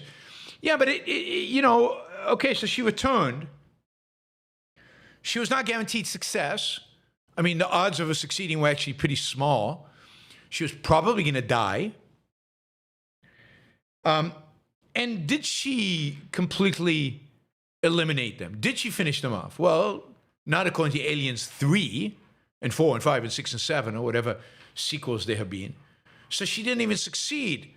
So if she'd stayed home and lived a comfortable life and maybe, sought out therapy to try to eliminate the nightmares, maybe she could have achieved a happy life.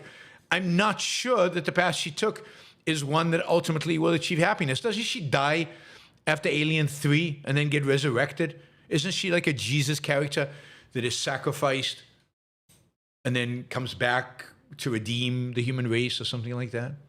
That ain't happiness. Shahzad asked, is Trump building Project X? Project X from Atlas Shrugged. I won't say what it is, but no, I don't think so. I don't think he's building anything that vile. He's building a police force that he can rely on to oppress us. Not that he will use, but that a future president will be able to easily use. Wes, thank you for the $50. Really, really appreciate the sticker. Thank you. Gail, thank you. Cyreneric, thank you. And then who did I just see? Stephen Hopper, thank you.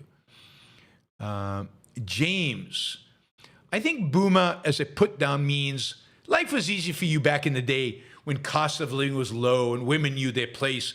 You have no idea how hard it is today to move forward in this world. Maybe that's what it means. I doubt it. I was hearing boomer, the alt-right started with, I think probably in the 2016, 2017, I started hearing boomer kind of used. I don't think it was used that way. But yeah, generally life was easy back then. But that's bizarre. By every standard, maybe with the exception of cost of housing, by every other standard, and maybe the exception of women, although I think for men, women were always hard, particularly for kind of more geeky men. Women were always hard. It was never easy. Women knew their place. I mean, God, I'm a boomer, right? My wife didn't know her place, whatever that place is. That's absurd and ridiculous.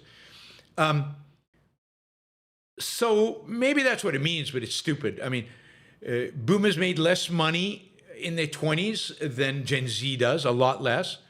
They owned less stuff. They had fewer opportunities. They had fewer good jobs. In every respect, their world was much harder. They were poorer.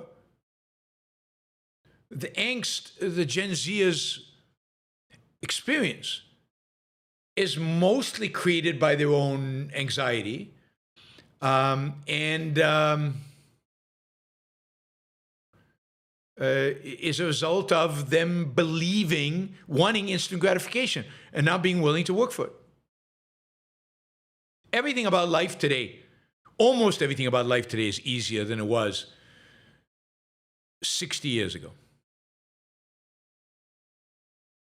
I mean, I lived, a family of four, a first apartment that my parents had was tiny. 2 bedrooms, 1 bathroom, maybe 500 square feet. And then maybe we went to 600 square feet, and then we got kind of a really good position, and we moved into a 1,200 square feet, 1,300 square feet apartment that had 4 bedrooms and 1 bathroom. But now there were 6 of us. So it's just, that's how we grew up. So this notion that Gen Z has it so hard, I mean, they're just spoiled brats. Now, there is a problem in the culture, which I think they are mislabeling, and that problem is they've grown up in a world of helicopter parents. They've grown up in a world of a helicopter government, a government that intervenes in every aspect of their life. They've grown up in a world that is much more statist. They've also grown up in a world that is going to load them up with a lot of debt. But, and to some extent, they're feeling that now. And part of that is the relatively low economic growth that they're experiencing. But there still is positive economic growth. They've grown up in a world with no values, with no principles, with no pride, with no self-esteem. They grew up in a world where everybody got ribbons. So look, they're screwed. Gen Z is screwed. Just not in the way they think they're screwed. They're screwed because they've been pampered. They're screwed because they got ribbons. They're screwed because they didn't They weren't allowed to fail. They're screwed because they were never left alone. They're screwed because the government has grown and taken on huge debts to fund my retirement, my Social Security, my Medicare with their money. Yeah, in that sense, they're screwed. But it's got nothing to do with affordability. It's nothing to do with life is hard for them. It's got nothing to do with women. I mean, half of Gen Z are women, and their lives are much better now than they were 60 years ago. They have many, many, many, many more opportunities. And why should we ignore the women? I mean, that's also bizarre that we should only focus on the men. And the men have more opportunities than they've ever had before, including actually meeting a Dagny. Like, I don't get it. You read Atlas Shrugged, and you want to marry a trad wife who doesn't have an opinion and stays in the kitchen and raises your kids but never doesn't do anything? That's the kind of woman you want. Don't you want to marry a Dagny? Or the equivalent of a Dagny? Or somebody with self-esteem? Somebody with a passion? Somebody who has opinions? Somebody who stands up for themselves? Somebody who does interesting things and expresses interesting opinions?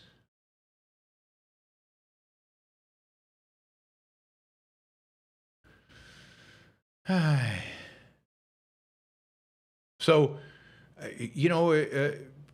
God, I mean, that's the thing. These men were pampered. These men are soft. And because they're soft, they want women that will disguise the fact that they're soft. They don't want to live up to a woman. They want to live down. They don't want to be challenged by a woman because they don't want to be challenged. Because they don't have the self-esteem to be challenged. One of the whole role of women in a man's life is to challenge you, is to make you better. It's to inspire you to be better. You could argue a man's role in a woman's life is similar, but certainly for a man, a woman is there to inspire you to be better, to inspire you to be the best that you can be. But I guess men don't want that because that scares them. That's demanding. That means you have to do something with your life. Andrew, Trump last night at his rally mused, why can't we get normal immigrants like from Denmark or Scandinavia? I don't think he's an explicit bigot, though he's getting closer, but a nasty collectivist with racial bias. Thoughts? Yeah, no, he's absolutely a racist. He's not the worst kind of racist, but he is a racist. He thinks of people in terms of race and skin color. He's definitely a bigot, and he's definitely a collectivist. What does racial bias mean if you're not a bigot? Racial bias implies bigotry. So he's a bigot, and he thinks that, what made this country are Danes and Scandinavians. But they're, if anything, what made this country are Germans. There are more Germans here than Danes and Scandinavians combined. But there are more Italians. There are more there are plenty of Spaniards. There are lots of Mexicans. The Eastern Europeans, lots of them. And they get a lot of the Nobel prizes.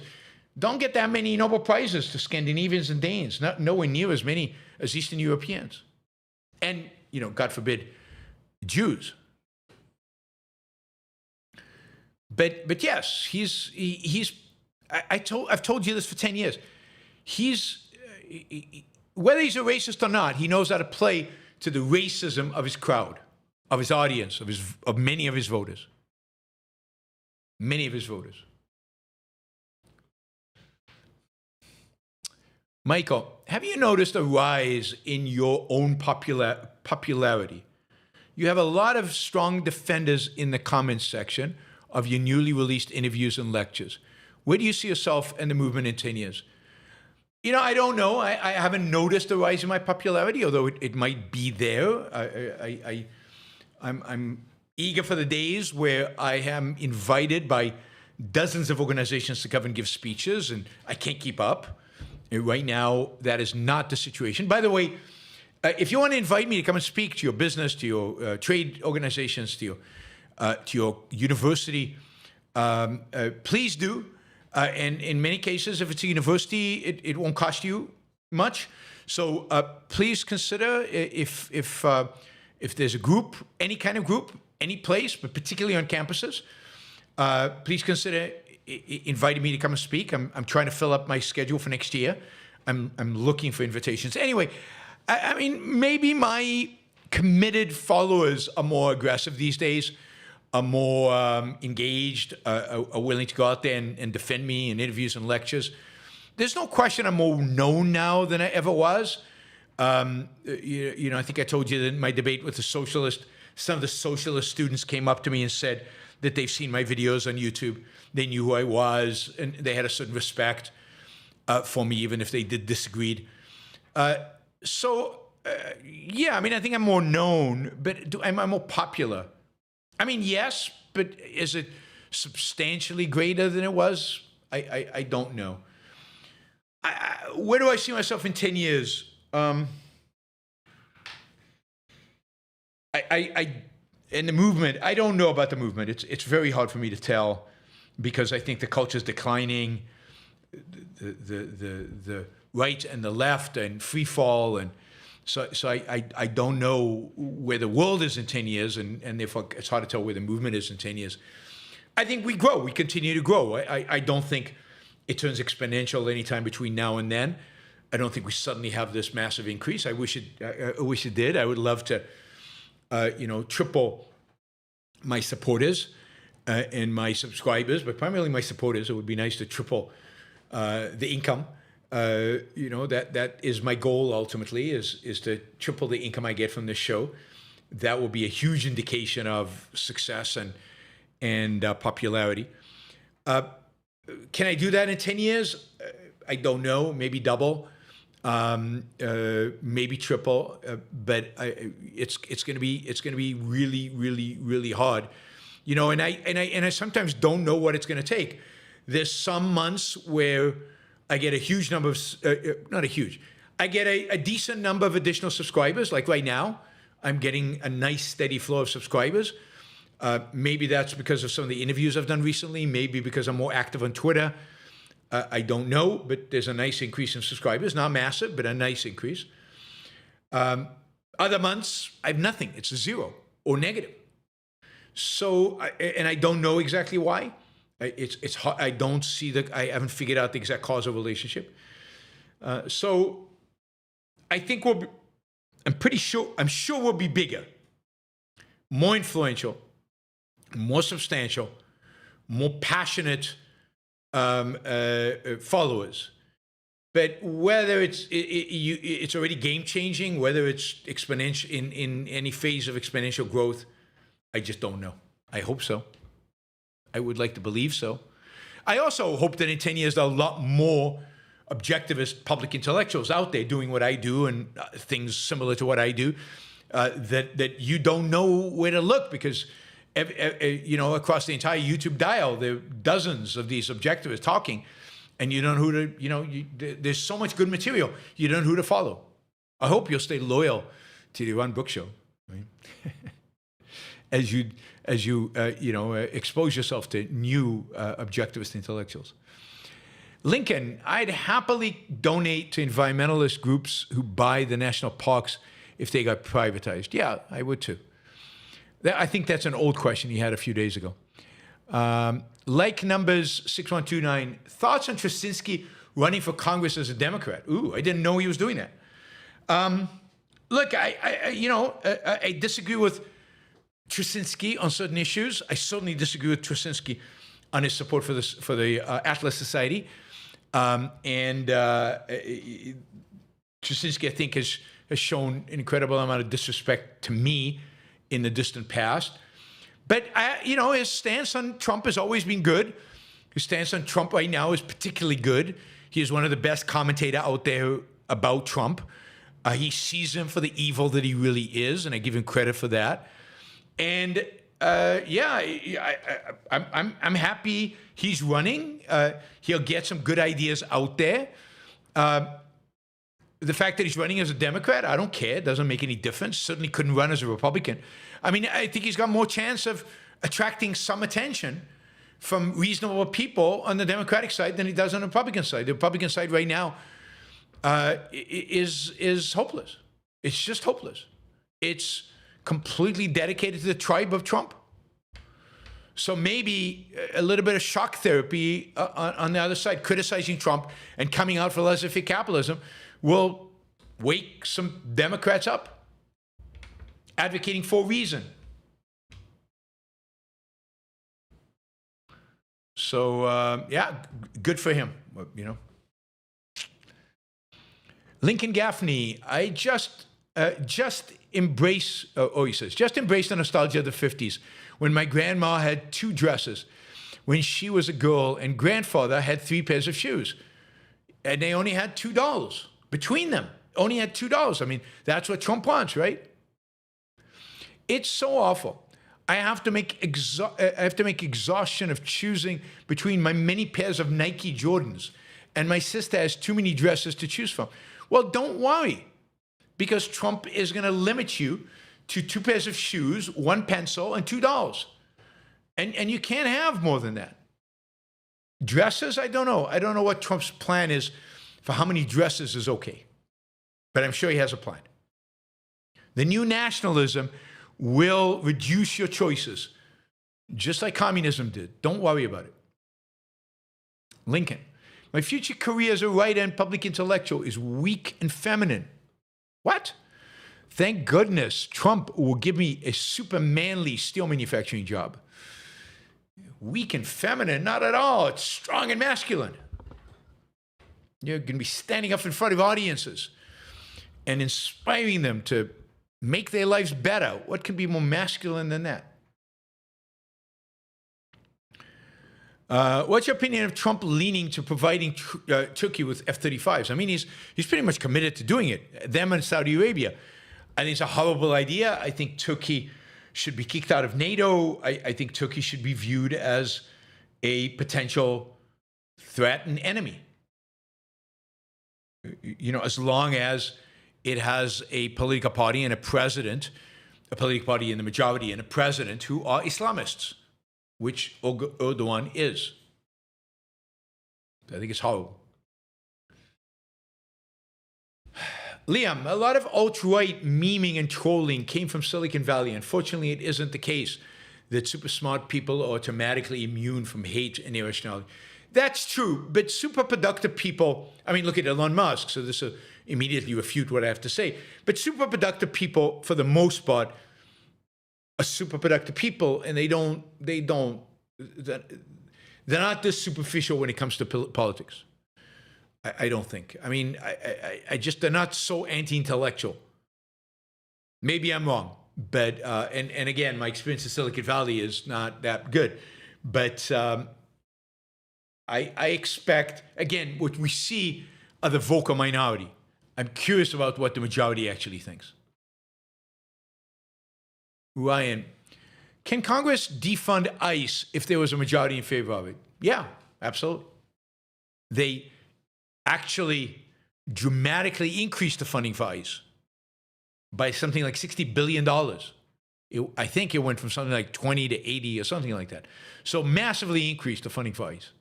So, but they could decrease it. Roland, in the 1950s, the communists were aiming to make Hungary the land of iron and steel and telling people they didn't need to eat that much. It didn't end well for them in 1956. No. But remember, that's what Mao tried to do to China. It's why all these people left their farms and were starving, because they were supposed to make steel and iron, and they were supposed to stop farming. Farming was primitive, and the communists were going to industrialize. And that ended with 20, 30, 40, $50 million people dead. We don't know exactly what the number is. All right, we have moved into the third hour, so we are $30, only $30 short of our second hour goal. So let's at least make the second hour goal, given that we're in the third hour. So how about a couple of $20 questions, or $20 and a $10 question, or 3 $10 questions? But let's get over the hump. Hopper Campbell, will the future of dictatorships be soft dictatorships? People won't be starving in the streets and will still have access to Wi-Fi. But if the powers to be don't like you, you will disappear. I think it's going to be, Chinese, Russian type. There's more freedom in China than in Russia. Type authoritarianism. I think Putin is a model. People's quality of life will go down. They won't starve in the street, but maybe they'll have Wi-Fi, but there won't be any progress. They won't advance. It won't get better. There'll be stagnation, and there'll be lack of freedom. I think that's right. I think that is the future in the medium term, in 10, 20, 30 years. Ryan, in Canada, representatives can cross the floor and join another party to swing votes to Parliament. Why doesn't this happen in Congress? You would think bipartisanship against Trump would be on the rise. It has happened in the past, many, many, many times. I mean, it still happens periodically today. But it won't happen unless Trump approves it, because the Republicans are sheep. They're completely tribal, and they won't let it happen. There may be 2 or 3 senators who dare vote against Trump. But that's it, and that's not enough to get anything substantive passed. And in the House, almost nobody is willing to stand up to Trump. So it's the tribalism that Trump has inspired. But in the past, there was a lot of bipartisanship, usually bad in a sense of more statist regulations, but it was bipartisan. Lone Dissenter, a new Ayn Rand collection called Collectivism and Obituary, Conservatism and Obituary, should be published with her essay on the right and essays by ARI writers and on current issues, simultaneous with the 3rd edition of the New Left. That's a good idea. That's a good idea. I'll float it to some of the people at the Ayn Rand Institute. Clark says, why is Nick Fuentes so much more effective than Richard Spencer at spreading his white nationalist nihilism? I think because Fuentes is funny. I think it's because he's got this constant smirk on his face. He's got more charisma. Richard Spencer just didn't have any charisma. Nick Fuentes has charisma. He is a much better communicator. He's on every day. He talks to young people in their language. He understands them. He appeals to them. But he uses a lot of humor, and he is not afraid to challenge all the sacred cows, but do it in a way where he's half serious, do it in a way that I think appeals to an audience that grew up on The Simpsons and on, what do you call that other show? The show that ridicules everything. Everything. What was it? It's still going today. They're making fun of Trump now. The guys who made a Book of Mormon, South Park. I mean, he is so appropriate for a generation that grew up on South Park. He's just cynicism about everything, and everything's okay. Everything's okay to make fun of. Everything's okay to believe in. Everything's okay to challenge. Everything's okay to, everything. And I think that's the South Park generation. Not your average algorithm. With Trump, there is no grand ideological strategy like with Hitler. It's just range of the moment corruption and power lusting that very well could fizzle out when he's gone. Yes, but then the question is, will it get siphoned off into somebody more ideological like J.D. Vance? Or like somebody on the left that we haven't discovered yet that could siphon that energy to some authoritarian project on the left. Not your average algorithm says, people like Gavin McInnes, I think I was on a show once, and I was making such good arguments on immigration that he couldn't answer, that he basically disconnected me. Anyway, the video is online somewhere. People like Gavin McInnes and Stephen Crowder are touting Fuentes as a genius for how he handled Pierre Morgan, whereas Bill O'Reilly and other boomer Republicans are the ones attacking the Fuentes phenomenon. Yeah, I mean, I think people who are connected to the younger generation, people who have that more cynical attitude, people that are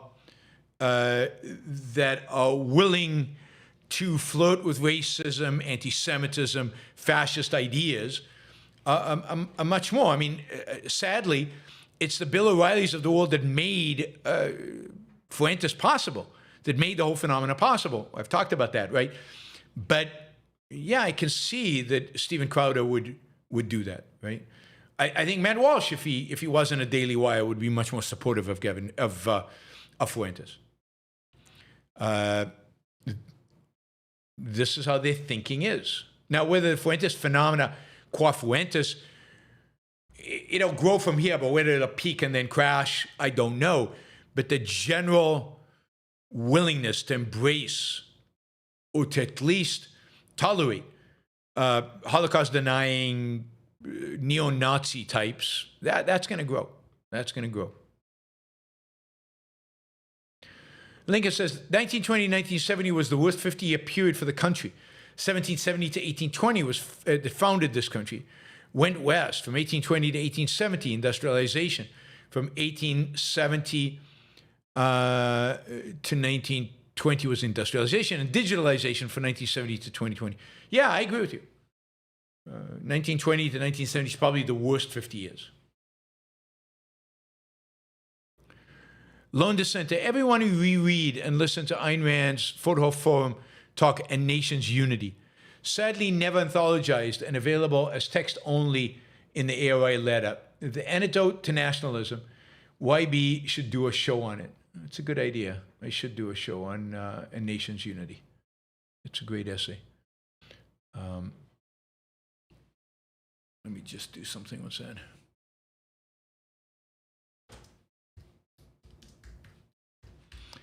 All right, Andrew. Stephen Miller is a good orator motivated by fear and hate. He practically yells when he preaches. Would you call his fervor being passionate, or does passion denote values? That's a good question. I don't know.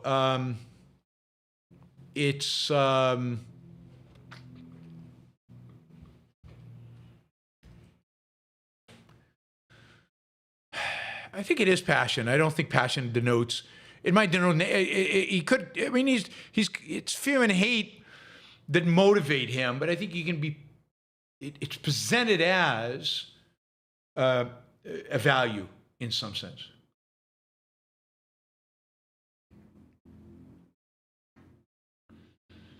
By the way, you can listen to A Nation's Unity on the Ayn Rand Institute website. Just put A Nation's Unity in Google and you'll get the recording of her talk. James, thoughts on Mamdani closing Rikers Island? Is the jail too inhumane to remain open, or is this a major act of nihilism and destabilization? You know, I don't know, and it depends what he does. Are those inmates going to go to a different jail? Are they going to be released into the public? I mean, I think it's too early to evaluate Mamdani as nihilistic or not and what exactly will happen. I don't think Rikers Island in and of itself tells us much. It has a bad reputation as a pretty rundown jail and a horrible place. But what does he do with the inmates and what does he do in the future is going to be much more telling in terms of, is he nihilistic? Ryan, Puerto Rico is over 95% Christian. Does this dominance of religion have an impact on territory's progress and growth? Is there any downside when living there? Well, I mean, they celebrate all the Catholic holidays and they invent a few to add just to take time off. They are quite left-wing, which is true of most Catholic communities outside of the United States. So in that sense, it has an impact. I'm sure it has an impact on the fact that it's not a very functional island. I'm sure it has an impact on the prevalence against of leftist ideas. No siesta, but low productivity. Yeah, I don't know. I would need to know a lot more about the workings of Puerto Rico to be able to tell you, and I just have not dove into it. It has an awful tax system, a terrible regulation system that then carves out special programs for different industries, and that's who comes here. So Kim says, to play devil's advocate, isn't Stephen Miller talking about illegals who can't speak English bringing down test scores in schools? Well, first, if he meant that, he should say so. But his argument, certainly doesn't play with regard to crime, because even illegals have lower crime rates than Americans. What was the third thing he? I can't remember. Maybe it's true of illegals sending their kids to school, lowering test scores. Maybe that's right. I don't know. I don't know how true that is.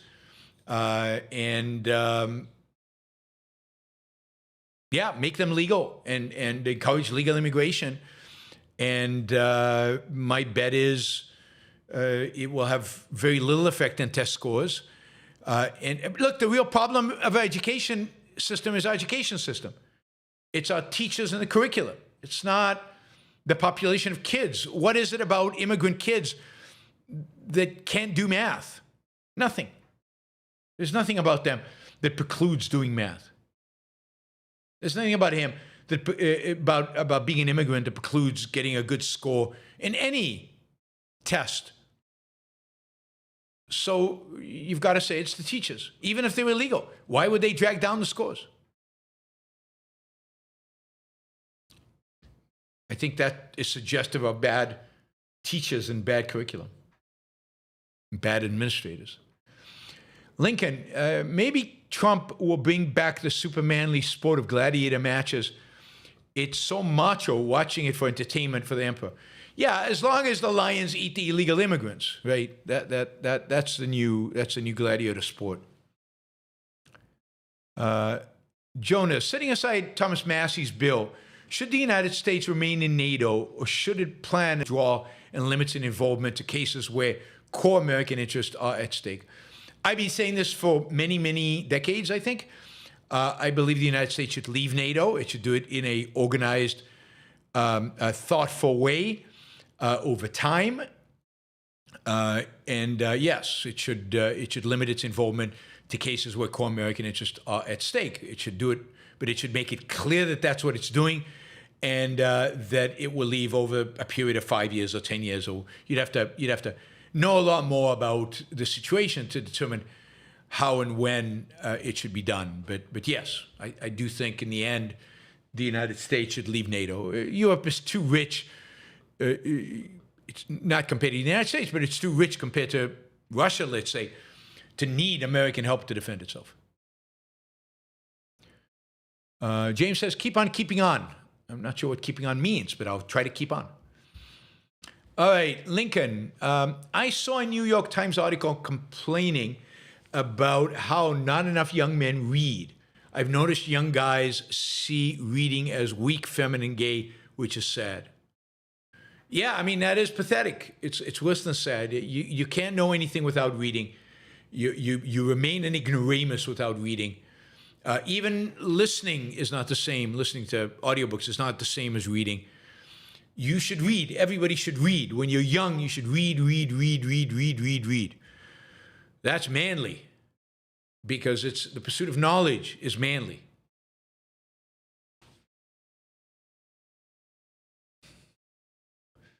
Lincoln, there are 80 million American men from 18 to 34. Even if 5% are pro-Fuentes, that's 4 million men. Yeah, but there are 76 million men who are not pro-Fuentes. It's a big number, way too big, no question about that. Some of the least masculine men I know are obsessed with going to the gym, being misogynist, very fragile masculinity. Yeah, masculinity is associated with self-esteem, with courage, with ability to face reality and deal with reality. It's not about going to the gym, and it's very non-masculine to be a misogynist. Women should be adored and respected and and admired and loved and so on, not treated badly. Treating women badly is a very unmasculine feature. Matt, I wanted you to come to speak to my office in New York City real estate agents about capitalism, Mamdani, but my company unfortunately won't touch anything political. Yeah, I know. It's pretty prevalent. That's why universities are the easiest. They tend to accept a variety of points of view. Lincoln, any tips on starting a live YouTube show like yours? Thinking of starting a weekly live podcast and would like to get some advice. I mean, basically, you just have to do it. You just have to start and do it and try to get a small following, and it'll slowly grow. Advertise it. Try to go on other people's podcasts. But the key is just to do it and be persistent and be consistent. And you will slowly build an audience. And if there's enough value added there, it'll grow significantly.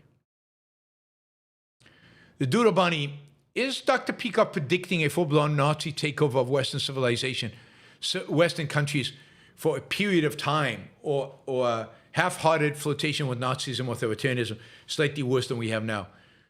When is, ominous parallels and dim? I think he's predicting a period of time of authoritarianism. I don't think he's predicting Nazism necessarily, but a real authoritarianism, much more than we have now, significantly worse than we have now. I don't think he's clear on how long it lasts. But you can read dim and ominous parallels yourself and make it decide what he's saying yourself from that. All right, guys. Thank you to all the super chatters, the sticker people. Really, really, really appreciate the support. I will see you guys tomorrow, same time, same place. Have a great rest of your week. And subscribe. If you're not a subscriber, subscribe. Press that subscription button. That way you'll be announced when there's new shows up, new videos go up. And then like the show before you leave because it helps the algorithm. And become a supporter of the show on a monthly basis at patreon.com. Bye, everybody. See you soon.